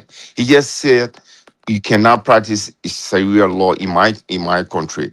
That doesn't necessarily mean that he's saying Islamic religion is fake, is nonsense. No, that's not what he's Did you saying. listen? Did you listen to his speech No, that he no, no, gave in no. That's Yagda? not what he's saying. This guy Did is a committed Islam Muslim. I didn't say Every he said that. Burkinabe will tell I you said that. I'm saying He's that. I'm not saying saying Islam he's is not nonsense. going But I'm against asking the you, did entire you listen to his religion. speech at Yagda? You just finished. He's not going against the entire religion. And everybody knows Sharia law is a nonsense. People go to the extreme of every religion, whether Christianity or Islam. People will go far to the right or far to the left to go to extreme what is not even mentioned in the Quran. And he's right. I've seen him performing prayer. And I will even believe that this guy know the interpretation of Quran. But he's not going to say, oh, everything in the Quran is fake. No, I'm not going to go to that level. Well, I But I didn't say do that know he very said that well, everything in the Quran is fake. n- Like, what are you nah, talking that about? you're not making no I'm sense. saying that But everything in what the I Quran would is fake. say is I did a sidebar and the said as a hadith, sidebar to grown adults, the yes, hadith everything in the Quran is fake. the hadith that is bringing more in issue into the religion, that's the one that I'm not listening to. Brother. Right? See this, brother. What I, you can you talking let me about? talk? I hear what you're saying You as far just as the finish what you religion were is concerned, saying. and I didn't even want to go into the theology of it. But if you're talking about being a Quran only Muslim, your life would be in danger in most You parts of the just finish. Levant. I'm not saying Quran is the only rule. I'm just saying that this is what I read. This is what I understand. I'm This is not, what I again, say. you are in So a large minority. Majority of people in West Africa are Maliki Sunni Muslims, brother. no, but Ibrahim Let me say Traoré would something real not quick. tell you say Quran is fake. He would never tell you that. He But never again, mentioned that in his that's a speech. straw man. I never said he said that the Quran is fake. I'm saying the Quran is fake. I'm saying what he said at that Yeah, speech at but you Yagda is everything that this every is leader your should be saying opinion. and This is implementing. your opinion. Why are you conflating that? What I would tell you is Ibrahim Traoré is a committed Muslim. He know that his country, they have Christians, they have Muslim, they live together. It makes no sense to practice Sharia law in our country. It makes no sense. It's Man, almost eBay don't care nothing about going no against the Islam, man. He society. cares about This African is the reason liberation. why he's doing it. Even though first of all, when the Saudis went to Ibrahim Traoré that they want to build mosques, he said, "No, I don't need any more mosques. I need to improve my people's life. I need schools. I need science and technology. I'm tired of being mosques." But does I that agree mean with that you. he's going against the religion? No. No, you can come and I just mean, brother, like that that's really everything of our semantics. religion is fake. No, that doesn't make no If he was sense. I have a spoken theocratic a lot leader of like things against Muslims would Islamic want him to be, he would religion, have asked for more and I mosques. know people go to You certain contradicting extreme, which is yourself. wrong. You So, contradicting yourself though. If I he mean, directly said he doesn't want more mosques in his country and he already has satisfactory mosques, he's not theocratic. He's putting Islam to the back burner and putting the development of his country at the front burner. why would that I'm make not sense saying to he's detesting to Islam all the build way. mosques He should, everywhere in my in the opinion. country? It But doesn't make no sense. There are so many mosques, and he is right. The same Quran is they give the interpretation. The best place to practice your religion is in your house, right? I agree with that. So Can he I will say give something real the quick? actual Can I interpretation say of the something real quick? religion. So, Can I but say you something real come quick? here and say, "Well, Quran is fake." Please, I don't want to go The that far. Quran Ibrahim is fake, Traoré would man. never Come tell you on, bro. that. You a grown man. And do you believe that there's some veil of giants on the other side of the world, Ibrahim bro? Come on, Traoré bro. Like that stuff is never said that in nonsense. his speech. You believe I in didn't jinn even and all listen that to the other speech, stuff, but bro? he would Come on, never bro. mention that to you. Ibrahim Traoré would never say that. I'll tell you Of that for a course, fact. that's being politically correct. I mean, if he was aware of the information, he definitely would say that he's logical. But No, but it doesn't make sense. This is a country where they have Christian and Muslim and living together. Why would you want to bring some Muslim law that cut people hand off, that torture people certain way that the other part of the society don't agree with? Do you know how the amount of percentage of Christian in Burkina Faso? They are both a Christian and Muslim live together. yeah, My uncle married to a Christian lady from Burkina Faso. Or to Onimo Georgiti Sangari. She took the guy's last name. But my uncle is Muslim, Ibrahim Sangari. But his wife is Georgiti, right? She's Burkinabe, live in France right now. So, but she's a Christian. And some of the kids follow her to be Christian. And some of the kids follow Ibrahim Sangari to be a Muslim. But Ibrahim Traoré would not tell you, say, Quran is fake. Nobody should practice Islamic religion. No, that's not what he said. I did not say he. Why you keep saying, bro? I think you have a listening imperative. I did not say he said verbatim that they should get. That's my personal opinion. That's the Islam should be banned. I didn't say he said that verbatim. I'm talking about what he's talking about from implemented it from in Islam. This implemented from Islam, as far as the Sharia and extremists. Well, everybody knew that we all speak against extremist Muslim, both Christian and Muslim. But Ibrahim Traoré, you know what he's doing. He would never come and say, well, everything that we practice as a Muslim is not right. I mean, this guy did this in the Porkigami. You say you cannot open church anywhere anymore. You have to show me your license. You have to tell me that you are educated in Christianity, and then we have the resources to open church for you. You can't just open church and you run that anymore. And that doesn't mean that he's going against Christianity. No, he's not going against Christianity. That's not what Uncle is saying. He's pretty much saying that, like, IB is very intelligent. You know, he's very articulate when he speaks, right? So from what I see, and of course me and him is from the same culture, he's a Pan-Africanist first, he's religion second. He doesn't, as you notice, he doesn't lead with religion. Even the guy, the imam that he got arrested. Remember, Joe E, he was the guy that he got arrested. He was leading the prayer. He was praying with him. So he let it be clear. He said, "Listen, I don't care if you're Christian. I don't even care you're Muslim." Because he made it clear. He arrested that guy because he said, "Listen, if you support me because I'm Muslim, then don't support me at all. Period."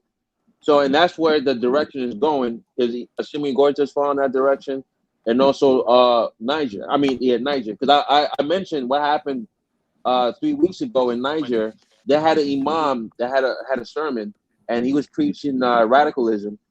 So the people from Niger got together and said, "No, this guy he's preaching radicalism, and he needs to be arrested." And they arrested that guy, which has never been done before. Arrest. Yeah, that has never that. I'm telling you, City, you from Liberia, you know that has never been done before on the continent. So it's just telling you that said that for an imam to go preach radicalization, and then the people got together and got him arrested, that has never been done before. And that's how it should be, because they give false information to people. Most of the imams, they are not educated by the religion. They just doing it for popularity, and people should go to their mosques. They should be arrested. Yeah. And I think that's the right step that he's taking. Right. Because the conversation has to be had, and it's been a long time, man. Because I remember at one time you couldn't say anything, and for him addressing it, man, it's needed. Definitely. And I'm letting you know those Hebrew Israelites. And I'm letting you know those Hebrew Israelites here in look, let me say this. Let me say this. And those Hebrew Israelites about 10 seconds away from Sharia law.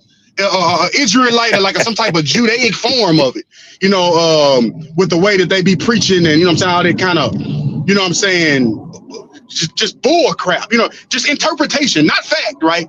Just coming with interpretation. When the Bible says serpent, they don't mean snakes. See, they mean a person, man. They mean an evil person. They don't mean snake. You know what I'm saying? And all this interpretation and no fact. You know what I'm saying? Like all this co-mingling of myth and reality just does nothing but confuse the black mind, right? And put it in a state of absolute, just pretty much out of touch with reality. Where you living in a world that's completely inconsistent with the Bible that you read. And that same phenomenon is going on with Islam. You know what I'm saying? And a lot of this stuff is driven by sex. And let me say this one. A lot of this stuff is driven by sex. Where these people, let me say this. Where these people are literally running around murdering people about the type of sex they're going to have in the afterlife. You know what I'm saying? Think about how crazy that is. You know what I'm saying? You out here murdering people because you think you're going to get some good sex in the afterlife. You think you're going to get 72 verses. That's insane, bro. But Skywalker, and in America, it's really no different. See, African in America or the diaspora are suffering the same thing. Whereas it's religious terrorism, running amok against in West Africa.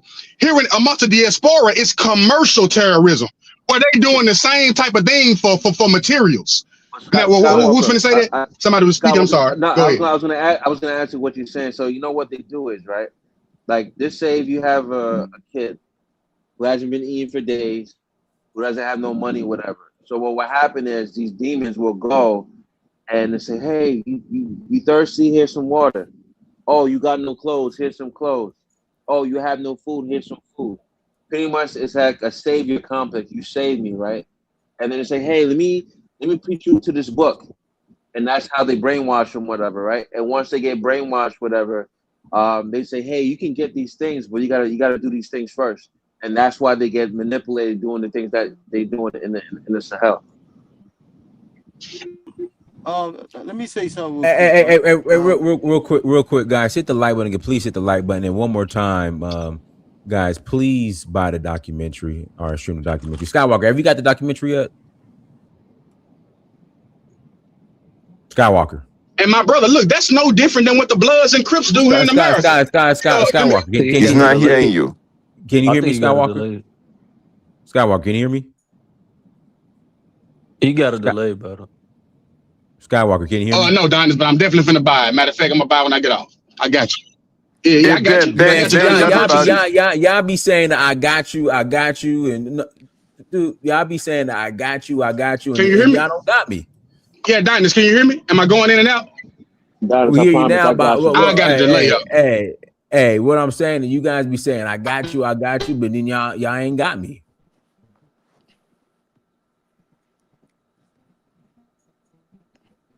Now his audio don't work. It done. It's how about Ben? Ben, you got the documentary. Listen, y'all be like, I got you, then y'all ain't got me. Marie, you good, Marie? Nah, you right. Nah, Ben got the documentary already.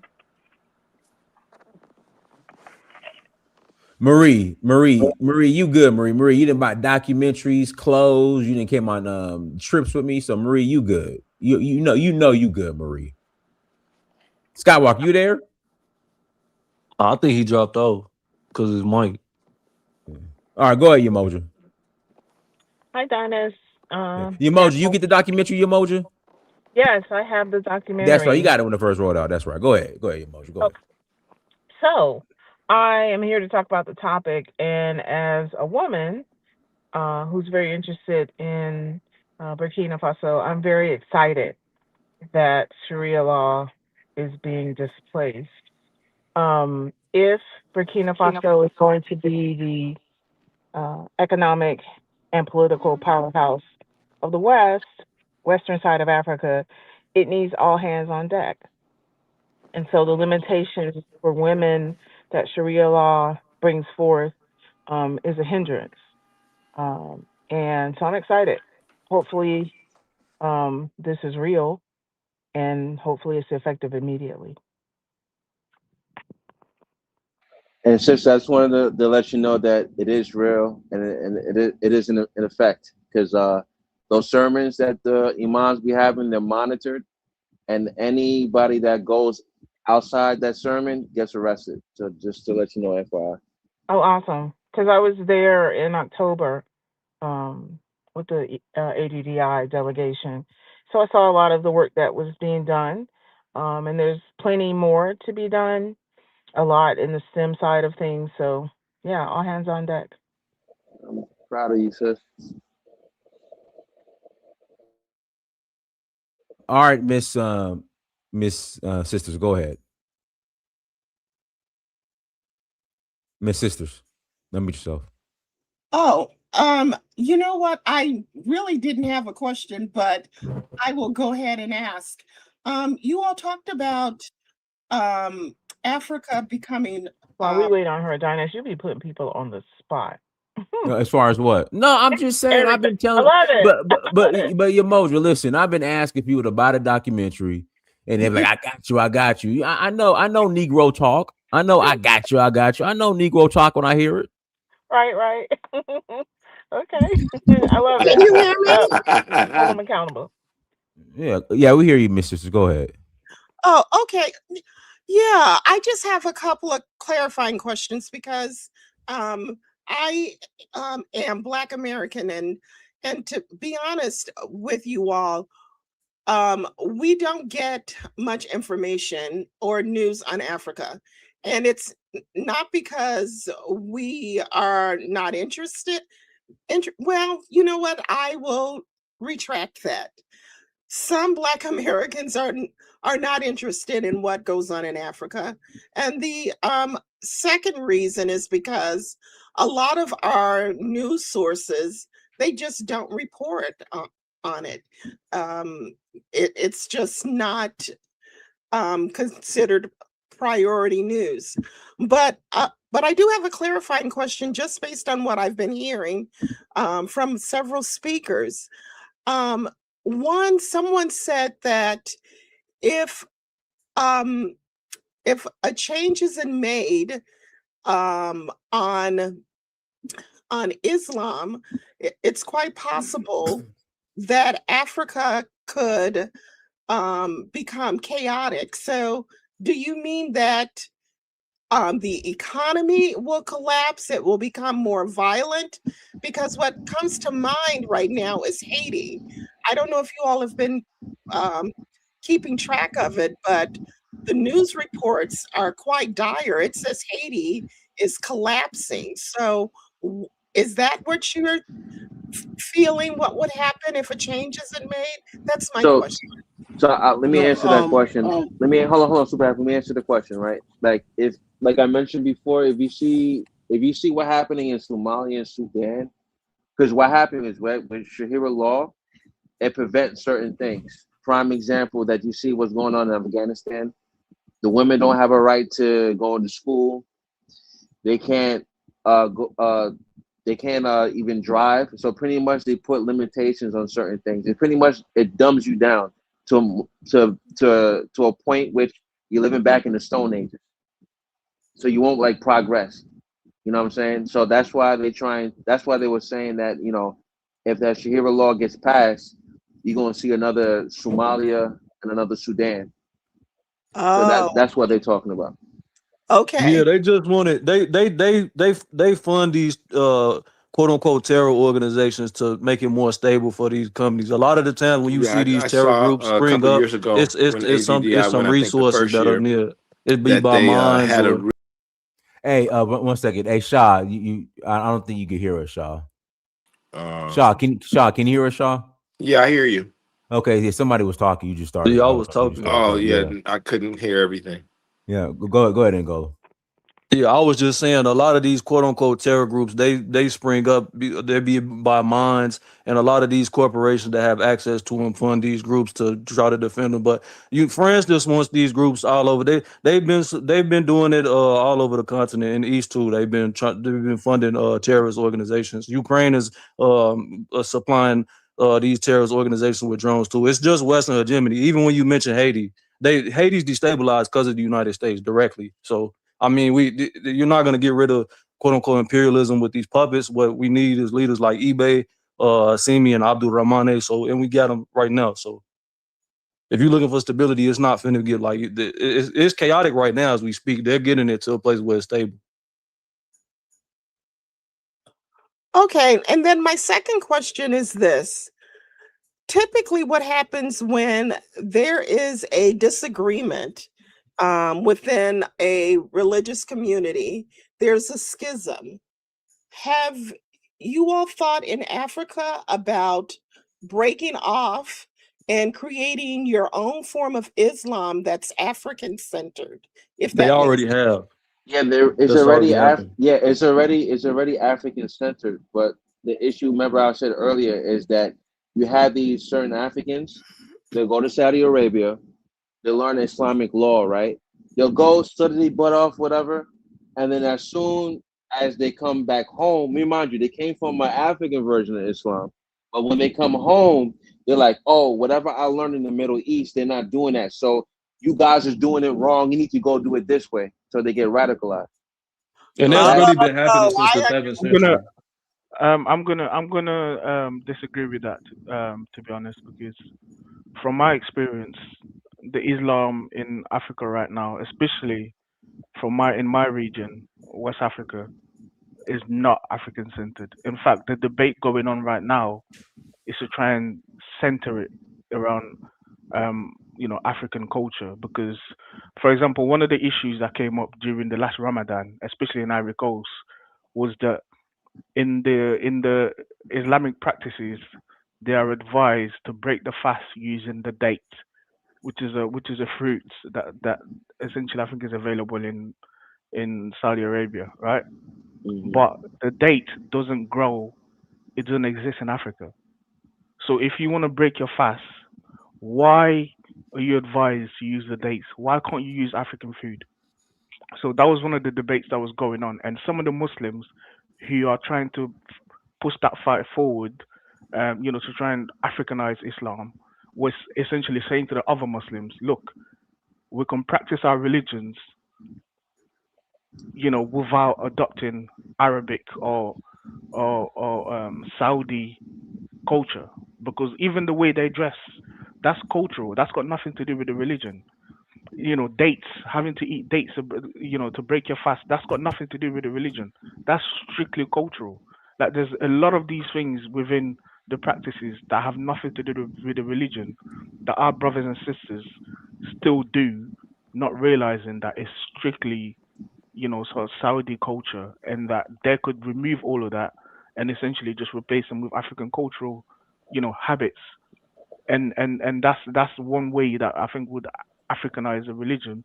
And there's a lot of Muslims that are trying to do that, but obviously, as you know, there's opposition to that because Yeah. there are some Muslims who still want to do what they currently do, which is But that's look not up mentioned. to. I don't know what he's saying. If that makes sense, that's true though. Yeah, Like because I that know, the like Islam in say that you have to use a date to break a fast. no, I no, I city, said city, Yeah, first of all, it's a that's not what I Sunni. said. I city. It's said a advice. it's a But he's saying sunnah that's when what you he's use saying, a date. CD. He's My saying that brother, it's my not bro, Quranic. He's When you saying my use it's not brother, when you eat a date to break your fast, brother, it's you need a to listen. You sunnah, need to listen. and No, it's you in need the to CD. listen Quran. when That's people what speak. he's saying, Hold on, CD. CD.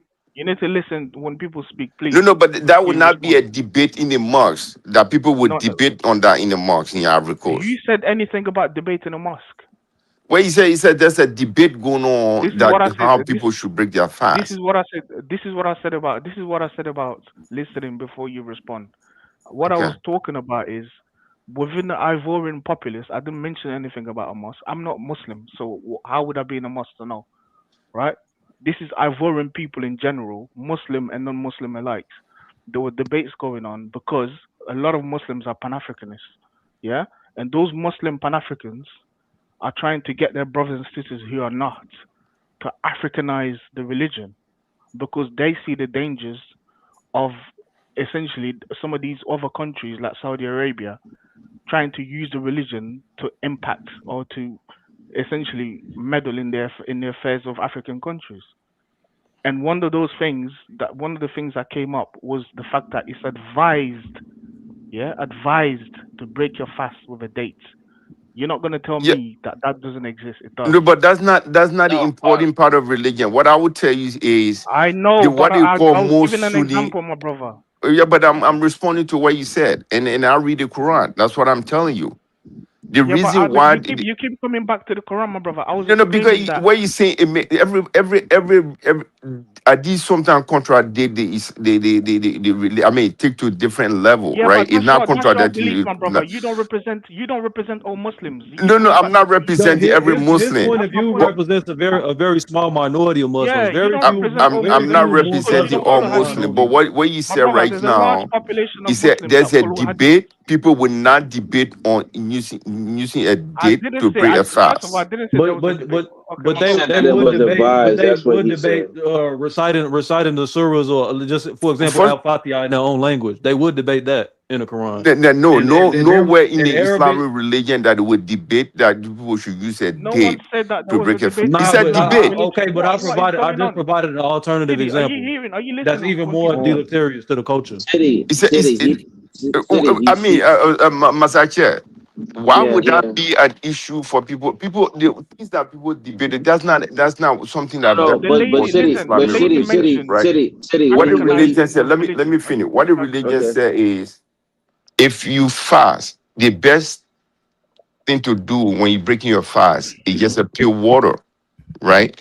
The reason why they bring the date during the time of the Prophet Muhammad, people had access to date in Saudi Arabia, in Mecca, which is access in Bano in Saudi Arabia. So that's why people were using a date. And every Muslims know very well that we don't have a date in Bano in West Africa. So you can use a pure water to break your fast.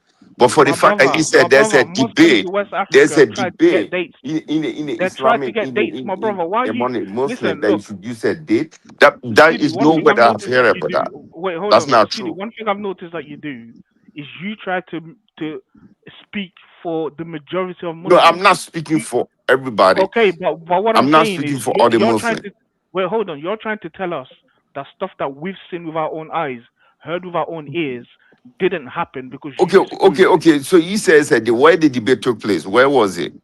First of all, I didn't say the debate, so that's again you don't listen. But where Wait, they discussed it? Where was it discussed? hold on. The sister mentioned about have we thought about Africanizing the religion? And one of the things that I was saying to her was that during the discussion between Pan Africanists, some of the Muslims were saying to other Muslims that some of the practices that our Muslim brothers actually do have nothing to do with the religion. They're strictly cultural. And one of the example I gave was the dates.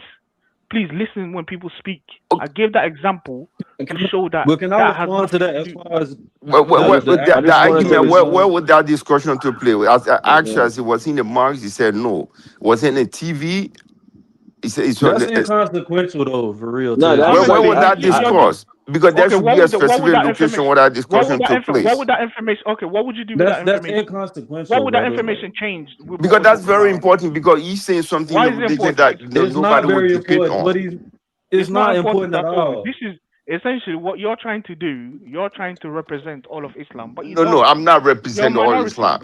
But Okay, so we know if you tell me specifically, there's all it kinds of was on practices. RTI, it was on My brother, Africa TV there's station. my brother. Wait, there's all kinds Which of forum that practices. they Yeah, discussed this? there's all kinds of practices that other Muslims have that you don't have, and you can't speak for all Muslims I'm in not West speaking Africa. for all Muslim. I'm not No, speaking that's for what you're trying all to. That's what Muslim. But you're hold trying to on, do. But hold on, what wait. I want to follow the debate. I want to know where the There's no discussion debate. took place. There's no debate. Are you listening to what's going on But here? Muslims will not even argue about using a date to break a fast. But I City, gave an that's I've not not heard What alternative are that you example. anywhere. talking I about? gave an alternative. I gave an City, that's You're not alternative even denying the alternative facts. City, listen, if you didn't City, address listen. it. City, that's not what he said. He said that it was advised. That's what he said. He doesn't listen. Let me tell you something, right? He's not. In the He's not Quran, advised. Wait, hold what on. they Is mention he in the not? Quran, the date is not. What they mention in the Quran is you should use a pure water to break your fast. What And it type of should take Muslim are few you? Hold on. minutes Can I again ask? Are you a Sunni? and drink your water. Are The you? No, Are I reason you a know. why Sunni? people in Saudi My Arabia brother. use a date is because they have date in Yabano in Saudi Arabia. So that's City. why they use a date. And they Sunni or say it's Shia? a Sunni. It's a sunnah to But use a you date not to City, break a I'm listening to fast. asking him you, though, City. brother. But Are that you a doesn't Sunni or necessarily mean that are they You you a say not Sunni or listening all to Shia? his Muslims point, should use a man. date. You're not City, catching the point no, of what he was saying, City, bro. City. I get what you're City, are saying, you a but Sunni or Shia? City. No, he's Sunni. But City, I get what you're saying, but what he's saying is that is advised. He's not saying that they have. He's saying that You that's what can't, Sunni. that was a discussion. You can't deny. You can't deny that it's advised for most Muslims. Listen, I've got Muslim in my family. You can't come here and lie that it's not advised for Muslims to use a date to break the fast. You're lying. If you say, and I'm not talking what's written in the Quran, because this is what you keep going back to. If you say that within the religious practices, people aren't advised to use dates to break the fast, you're lying. If you say that's not true, you're lying, and you Okay. know you're lying. So hold on. First So of all, they killed this argument. City, quick question: Is it advised in Liberia that they have to break fast with dates? not at all. It's not nowhere in the Quran that is mentioned. I don't know See, where he he's keeps going coming back up to the with this. Quran. He keeps going back to the Quran, but when I'm talking But about where did you see that? Where this came from? my brother, are Because you that's the listening Wait, to so what I'm religious saying? let me provide an alternate example so that he can't run from this. Would it be if an imam tried to start reciting the Al-Fatiha in their own languages, would there be pushback from the congregation?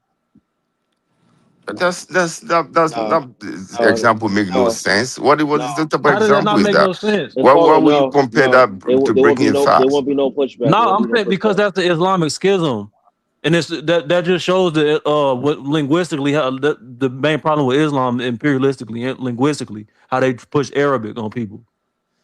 So there wouldn't be any pushback if an imam tried to start reciting the Al-Fatiha in their own indigenous languages. Are you telling me this right now? What do you mean by reciting Quran in his native language? It's nothing sort of like If he that. said He would give you the if he interpretation of said the Bismillah Quran. ar-Rahman ar-Rahim, if he said that in his own language, would that translation or transliteration in his own language, he would not get pushback from Give me an Islam, from example that imams in doesn't that make no area. sense. You City, make How okay. does that not make Hold any on, sense? it's not making no sense at Okay, all. let me explain it How to. would it not make any Hold on, sense? Uncle, let me. You've got the example is Uncle, let me. completely City, out of the way. city, It makes no city, sense. city. This is what he's saying, right? You know when they recite the surahs, right? So he's saying, right, if he's reciting in Arabic and not in like Malikan or Susu or any other languages, would he get pushback from the congregation? That's what he's saying. No, Yeah, but I'm I saying I if understand, he but he's tried to making a recite it wrong in his own comparison. language, would he not get He's pushback from making the a other wrong imams comparison to in the something. area? So Right, so but No, so because so that's a textual requirement that the Islam is recite. I mean that the surahs are recited in Arabic. You can't if you do it in your own language. That's viewed as haram. I don't know why you coming here with that example in That's a using a date perfect to break a example. fast. I mean, No, it has nothing, bro. that's Bro, it completely has nothing to different. do with breaking a fast. What I'm saying, what I'm showing is people trying to Africanize the religion, like the sister was saying, and they're getting pushed back. That's the whole problem with Islam in itself. Anyways, it's too much. It's too synonymous with Arabic culture. You can't call yourself a Sunni and then say you disregarding the whole hadiths. And most of the hadiths are really a lot of the hadiths contradict the Quran for real and what's in the Quran. But even in the Quran, what it says about the you can't really be no Muslim Pan-Africanist because it says the Ummah comes first. If you put anything before the Ummah, then that's haram. So yeah, you can have your nationality, but it's never supposed to come before the Ummah, which is Muslims. You're supposed to treat a Muslim, Muslims get precedence over all other people. So what are you talking? And this is his. that's played itself out throughout history. And that's his. And no, I'm saying that I was agreeing with you, and that's exactly what the people from Saudi use on the Africans to steal the resources. Facts. Like the brother said earlier, and I've said it before on here, bro. Islam is nothing but it's codified Arabic imperialism. That's all it is. They utilize Islam to impose themselves on other people. When you look at when you look at the Gur languages, when you look at the Mandan languages, all of them have their lexicon up to 30 to 45% of their lexicon has been imposed with Arabic. A lot of the names that you see first name, bro, it's But that's completely different. the If Wolof, if bro, someone take the Islamic, I've literally never met anybody that's Wolof that doesn't have an Arabic rooted name in my life. I've never seen one that's not rooted in I Arabic mean, in my entire life. to be fair, it depends because you got people named like Hamadou, Alfadro, Alpha, like those. Yeah, Are but like, Hamadou is just a Wolofization of Mahmud or Muhammad. So I mean, yeah, they're gonna put it in their language, but I'm talking about the names that they had before contact with Islam. You're gonna be hard pressed to find any. I've literally never met nobody that doesn't have a name that's not tied to Islam. That's in that whole Western Sahelian corridor. yeah, but that doesn't necessarily mean that everything that in their dialect in their or local language is in Arab, I right? didn't They say can it. name themselves I after specifically said prophet. They can 30. name I said 30 to their it after 45%. different prophet, Ngolo, right? you know how City was being dishonest, right? I City, know he is. I know how. Let me tell you how he's being And then, I dishonest. mean, I don't want to argue He's with you thinking for he's the fact talking to that you somebody say who don't you. know. No, I don't want to go I'm gonna back and tell you. front with you because for the Wait, no, fact no, that you say I'm telling, I'm lying, I'm that's telling an Ngolo insult. that I don't want to go back no, and front with you because you have no, no I'm idea what you're talking about. So I don't want to go okay. back and So front with you. okay, so let So me just let's say go this. to another topic Let me just say this. because Ngolo, this guy said, yeah, that it's only advised to break your fast with water. But he forgot to mention the fact that it is highly advised, considered a sunnah, Prophet Muhammad's practice, to break your fast with dates. If dates are but unavailable, I just wait, said that. I hold on, said let me it's a finish. sunnah. If dates, I mentioned if it's a dates are, sunnah if to dates, use a date. sorry, my brother, if dates are unavailable, then you should break it with water. But you came here and said that it only said water. No. That's what you said. But see, That's what you that's why said. you get me wrong. Masaki I was heard you when I listening got to you me. wrong. Let me break it down. I said, well, it's a sooner to use a No, you date said to bring. when the Let, person let me. asks you, one of the And first brothers of asks all, you. the reason why they came up with a date is because the religion was introduced in Saudi Arabia, and there's a Yeah, but banner that of wasn't the date in point. Saudi The point Arabia, wasn't. right? The point wasn't Let me why they finish. introduced the date. Okay, The if you're point not giving was, me a break, then I'm is it out. I'm advised? out, man. No, You're because not. you're You're not. trying, You're not giving me the my chance to brother, explain because you're myself. filibustering, right? The issue is, did they not advise dates to break your fast with? And you were arguing with me about it, saying that that's not true. No. But I said it's a sooner to Oh use my a God, date to break your guys, fast if you have did access he to not say it. that it wasn't true here? That's what I said. I think we It's should a just move on sooner because it's not. to It's use a be like date It's going to start if from you having the have our. top access again. to it, right? But But Maya, if you're in West Africa, you don't have access to a mono date. You can use a pure water to break your but fast. That's what I okay, said. but pretty But much. Let most me just Muslims try to get hold. dates. They try to get dates. They all Hold on, try to hold get on. dates. Wait. Hold on. We'll be in It's this not the end of the conversation. world. If you don't have access Hold to on, date, you use a hold pure on, water. hold on. Let me just answer. Like, but I was just pretty much saying that like the people, the Africans that go to Saudi Arabia, they get they get radicalized, and then they preach that Wahhabism. But that was my question to Maya. Maya, what did you have another question? All right, man, guy. Good night, man. I gotta go to Yes, sleep. yes, I did. If it's okay. Yeah, go ahead. Okay, which demographic group is becoming radicalized? Are these people, are these young people under age 40? Are these impoverished communities? Are these affluent people? Who is more at risk of becoming radicalized, do you all think? So the majority is impoverished and they're young. Sometimes they're like under 20. Sometimes they even Yeah. teenagers. Because if you look at the videos of Burkina Faso and even with the Malians with the farmer who've been neutralizing the terrorists, man, I seen a kid that looked just like my brother. My brother's 15. The guy who I saw got neutralized was 15 years old. That got neutralized in Burkina Faso. That looked just like my brother. Okay. And these are young men, right? Males. Yes, young men, especially they're black. Hey, real quick, let me recognize some of these super chats. YBay7037, thank you for the search for the membership gift. JCE, thank you for $4.99. Holla, the people who invaded Africa did it with technology, advanced weapons, then they posed their religion. Africans are just stuck on culture, no check. All right. Yeah, they're black, and on top of that, like, what was I gonna ask? I was gonna ask. I lost my train of thought. But yeah, they're black and then impoverished. But the people who are ahead of them, like the commanders and stuff and whatever, most of them are lighter skinned or Arabs that's like leading them. And And what is Lebanese. crazy, yeah, and Lebanon. And what's crazy is they lead these kids or these men to die, while their commanders and stuff will say, "Hey, go die," but they'll go rant. Like prime example, one of the leaders from the FLA, right? There was an manifest in Mali. They were trying to I guess push these terrorists to motivate them to bring the morale, but they got bombed so hard that all of them were dying, right? But he got injured, but he ran to Algeria to help himself while his soldiers went and died. It And just showed increasing like the the cow. Quran. Yeah, right, and it showed the cowardness. You know what I'm saying? It's crazy, man. These It's people is crazy. All right, brainwashed, thanks for bro. that. Mm-hmm. Any other questions, Maya? No, not at the moment, but I'm learning a lot. Yeah, but I'm happy that this is happening. I think it's a long conversation, as you see. Some people really get emotional when it comes to Islam, and it's like if you bring it or you say anything, you get like a lot of pushback, and I Yeah. think it's needed, man. Definitely needed, bro. No, the leaders are going to have to systematically. I think when the education standard gets satisfactory, the Islamic problem won't be anymore because people are just going to the logic that they'll be exposed to. They're not going to result to being Muslim for real.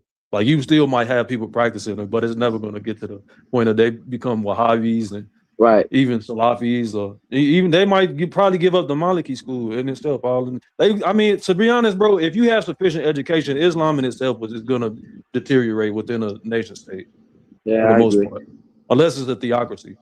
Right. But And I agree. It's going to get there, except because I'm just glad that he's letting it be known, hey, we don't want these guys coming. You need to either bring technology, science, math, or but you know, those subject matters, because those what you need to, you know, build weapons, manufacture roads, build highways, do buildings. And in fact, like what I love about Burkina Faso, man, those hospitals that they got, it's not no like regular clinic. It is up to date. It's like they got the top notch technology over there in Burkina Faso.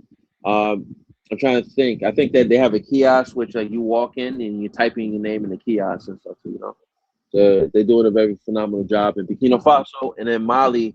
They're building about 15 hospitals right now simultaneously in Mali. So they're doing it, man. no, he been doing his thing, man. Absolutely.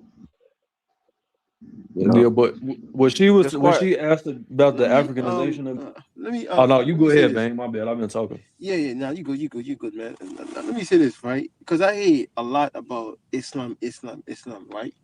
People have to remember as well. You know, Christianity has a massive say in West Africa too, and Christianity has a massive say of the lack of development in Africa too, particular West Africa as well. If we want to look at both of them the same exact way, because I don't see some like I'm not sure where Christianity would get somebody that could come out and talk openly the way Burkina Faso Ibrahim Traoré is doing when it comes to Islam, because Islam is very strong in West Africa, like honestly speaking. So for him to come out and say these things, even though a lot of West Africans do believe it, but they don't have the courage to say it publicly like that. Nor do they have the position of authority to say it. He does. So a lot of young people, see him as like, wow, how young people talk, the way they speak to each other, and then they don't have the courage to say it publicly to the older folks, because in Africa the elders are very powerful. Elders are very, very powerful. So Christianity needs to be questioned as well, because if we want to move forward to develop the continent, so where we could be proud of where we come from, because I've seen pastors, a lot of other things, when they're in position of power, they don't utilize their power as a religious leader to better their people, because it does need to be questioned as well, because Christianity in Africa do have a lot of ground, and just like in West Africa too as well, because I'm just like I mentioned earlier, right? Both religion needs to be checking and then reform, because when you look at like the most religious countries are countries that are lack of development. Why? Tied to poverty. When you are more poor, you usually depend on your religion for your faith as well. But then when you look at it now, it's designed for you to be poor, because the people that control the country, they don't want to develop the country. They don't have no desire at all. So usually, people fell on their faith and prayers and stuff like that. But in reality, it's the people that are in position of power that are causing all these harms. They don't want to develop the country, all these things, because um um and Imam could come, right, and then sell out acres upon acres with like endless resource to a Westerner, blessing, and then tell the community, let's pray, let's do a Friday prayer, and then after that sign everything. A pastor could do the same thing, or a bishop could do the exact same thing. One is just Christian, the other one is just a Muslim. No, I agree. Yeah, Yeah, so these The people missionaries are exist. the terrorists in Christianity. These people exist, man. Yeah. Like, and you know, like the Catholic, right? The Catholic, in my view, they own more land than any form of like any Muslim organization in West Africa. The Catholics have massive land in Africa, particularly West Africa. So a lot of time people, you know, they'll look at as if it's just, you know, because once again, it is the Muslims in West Africa that are checking their religion and say, okay, we got to do better. The Christians are not doing it. When they know they are just as corrupt as the imams or whatever it is when it comes to lack of development of this, continent. So Yeah, they just get less smoke because it's not as violent. That's why, but it has the same effect. I agree with you. Yeah. So you know, in West Africa as well, brother. Just to add up to what you've said, yeah, you've mentioned the Catholics, but when it comes to Christianity, the evangelicals are the worst. I mean, they have the most power. I'll tell you, if you're talking sort of impact on the West African population, the evangelicals are just. I mean, as many churches. I mean, there's more churches than corner shops. There's almost as many churches as mosques in West Africa, and I'm talking strictly evangelicals. It's to the point where some of our people don't even sort of try to be any they don't even believe in having any sort of um autonomy, like any uh, any sort of, how can I say, belief in themselves to achieve anything, because they leave everything to God based on what they're taught in the evangelical religion. So essentially, you speak to an evangelical in West Africa, and any problems that you essentially tell them regarding West Africa and what we need to do, they will the first thing that'll come out their mouths is God will fix it.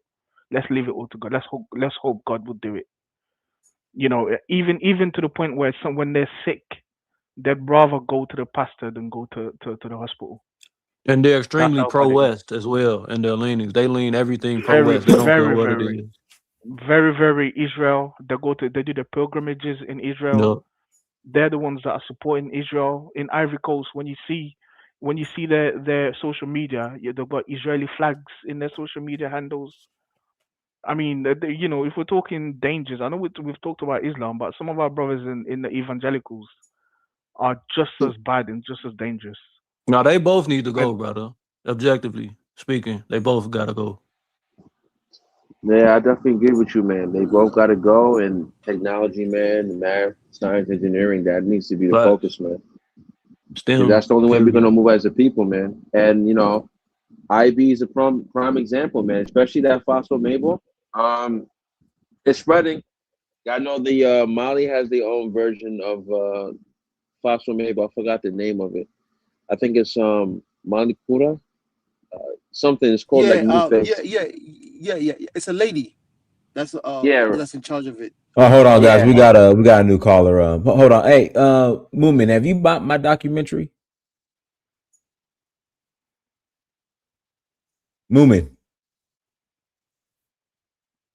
Moomin, you there? oh, right, hear me? Yeah, your name Right, Moomin, right, right. right? Yeah. Woman rider. Yeah. Have you bought my documentary? Let me go on that right now. Actually, Okay, the link's on I, the I other won't. chat room. I won't. I won't tell you. I won't tell you. I'll sort it out. Huh? Let me have a look. I'm having a look at it now. Okay. Question to ponder. Dynast. Hey, have Dynast, you have Dynast. have you bought my documentary? I will be. I'm heading home. I'm traveling for work, and I definitely will. I'm going to be watching it with my family, my mother. So that is happening. And I will definitely let you know. I'm very excited to watch this. So proud of you. So proud of you in this platform. So I for sure will be getting this, and I will let you know. I assure you. But I came up Diane asked first because I've been listening, and I just wanted to bring up some information which I left in your back chat from a college, Brown University, in regards to the educational mobility between Muslims, Christians, and those who practice, the traditional religions in Africa. And over the past 3 generations, would be what, 75, close to 100 years, Christianity has moved leaps and bounds for those who are practicing when it comes to educational attainment. And it's very important to know because this study from Brown, co-authored by an economist, found a persistent educational mobility gap between Christians and Muslims in Africa.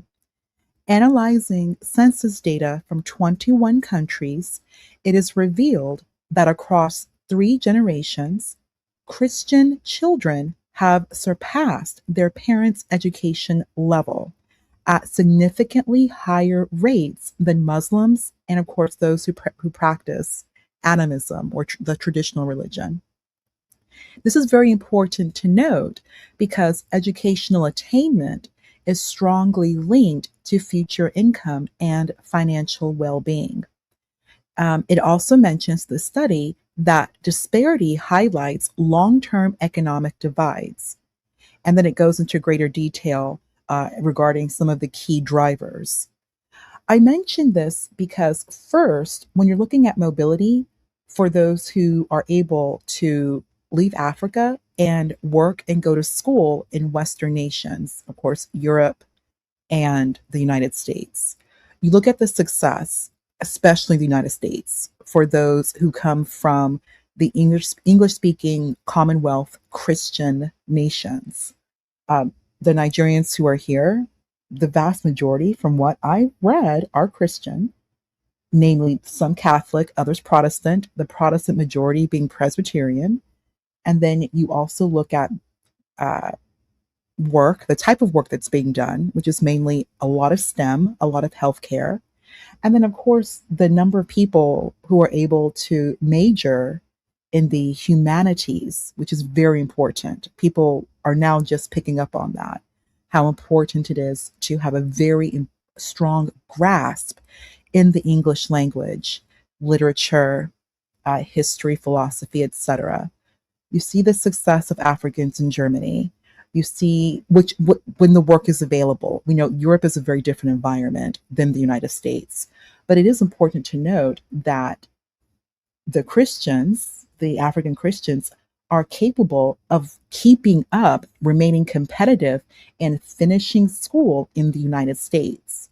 It's one thing we can bring up Africa, but a lot has to be said if an African immigrant is able to compete in the United States, finish college, sit in class, which would be in English, and then, of course, be able to work, earn income, etc. You see this with Christianity. I can understand what many people are saying about this move towards secularism. I can understand that. But when I then say we don't want to use the United States as the best example when we're looking at a possible, like a secular society, because first, the United States really is not a secular society. And I'm just throwing this out there. But then also remembering the history, the pre-colonial, and then the past 250 years of the United States. There's been a lot of success, but the United States is very, very unique. A greater example is when we look at Europe, which was 1,000 years of monarchy and authoritative rule. And then, of course, also going even further back to Rome. Rome was first the Republic, and then it moved to the Empire. I just mentioned that because earlier there was the conversations in regards to Ibrahim Traoré, this young man is doing a fantastic job. And he lives in a Muslim society, but he understands not to bring Sharia law, but he's not, and some elements of secularism. And he is a dictator, which at this point it is necessary. It is for his particular society. But I just want to say that when you're looking at a I don't want to say a monarchy, but when you're looking at these authoritative societies such as Christianity and Islam, Christianity does win. So, therefore, my point is not to right now push Africa into secularism. You know, don't dismiss religion, but we already have historical records as to what type of authoritative society would work best right now in Africa, as infrastructure and stability really is the paramount situation right now.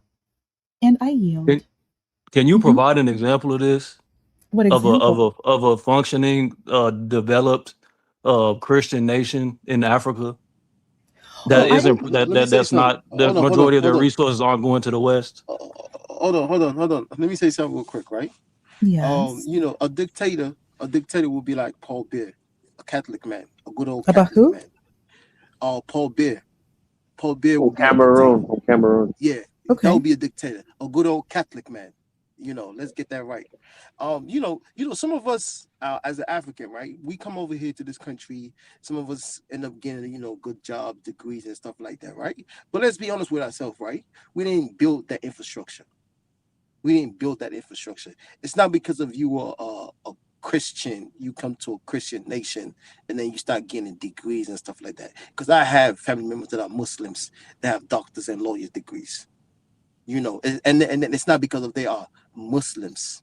You have to build infrastructure in your countries for you to say, oh, because I am a good Christian, we did this. You just came to a developed nation, and then you took advantage of that opportunity by you studying, and then you pass. You didn't pass because of you are a Christian. You passed because you put in the work, you put in the effort, you study. You push a lot of things away, a lot of distraction, like go to the club, have a fancy life, have a young life. You understand me, right? So you sacrifice for that. It's not because of you are Christian. So sometimes let's be honest with ourselves, man. We do have to be honest with ourselves as Black people, especially if you come from the continents of Africa as well. So let's not downplay, because Well, just like sir, I if I mentioned, may right? respond, if I We may respond we to you, don't have Ibrahim Traoré came out publicly and say things about Islam. We over here, I'm a Muslim. I agree with him. You understand? I'm not gonna come up okay, here and say well, I I'll go disagree with ahead him and because read. because I I'm a put the link Christian. in the back chat. I put the link in the back Stuff chat. like that. Yeah, but what you're African trying to extrapolate from the African numbers is Christians. nonsense, though. Okay, I mean, African of Christians. course, they would have more It's educational attainment because the Christian nations are more Western. They have the access to education. If you're a Christian by but default, my you're going to brother, be more pro-Western and yeah, but brother, be more it's not even predisposed that, to go right? to a Western nation. So It's not even that's that, right? it's not a It's causation not even that. What makes you smart? that they're What Christian. makes you smart, right? It's the No, no, there it's you the may not be able to argue causation, but you can argue correlation. And we're now at 3 generations. It's already been close to a century, and I'll read it right here. It's been more than half a century since most African countries gained independence from European colonizers.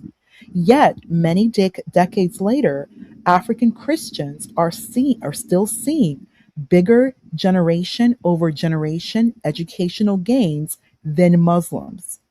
And they're So can I seeing even can I larger gains than I, those who so let practice me so so let me traditional ask I religion. explained that though. let me ask you a question, right? No, you So didn't just like explain it It has respectfully, nothing to not do to with the argue, but theology you of didn't explain Christianity. it. because if what Christianity you're is more tied to the West. The West has more access to education, more readily available. Well, right, And then what, and then what's the people that are excuse for Christian are going Islam to be and then then? hold more on, I want to legal. add to Then what include. I is want to add. Islam's I excuse? want to add to include. Islam, Hold on. Islam to me, Islam is Well, backwards. I'm not saying it's not, but Christianity is not yeah. I can explain it. propelling these I people can, forward. They I just have want to. access to it because in the West. Hold on. so I I can want to Right, add. explain that's it a Christianity to is you. good just as thing. backwards. I So want to add to what Christianity for the include. win. Hold on. So let me ask you a question. You So kind of if what you answered my if kind of what you're proved my if point. hold on, if what you're saying is true, right? Just like what Super Africa said, you have Paul Bia. Paul Bia is what, a Catholic, right? So if he's a Catholic, right, and he doesn't establish himself as a Muslim, right? How come he doesn't have no roads? How come he doesn't have no infrastructure? How come he doesn't have none of these things that, like you said, that they have all this education, they can't do these things? Like No, Nkulu the said, answer, my brother, the answer is pretty hold on, hold simple. on, To hold be on. fair, But no, hold on. But like Nkulu said, is because most of these presidents they're tied to the West and they're doing their bidding,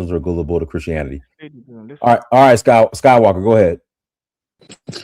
Yeah, Diners, I'm sorry. I guess I was cutting in and out. I was driving when I was talking earlier.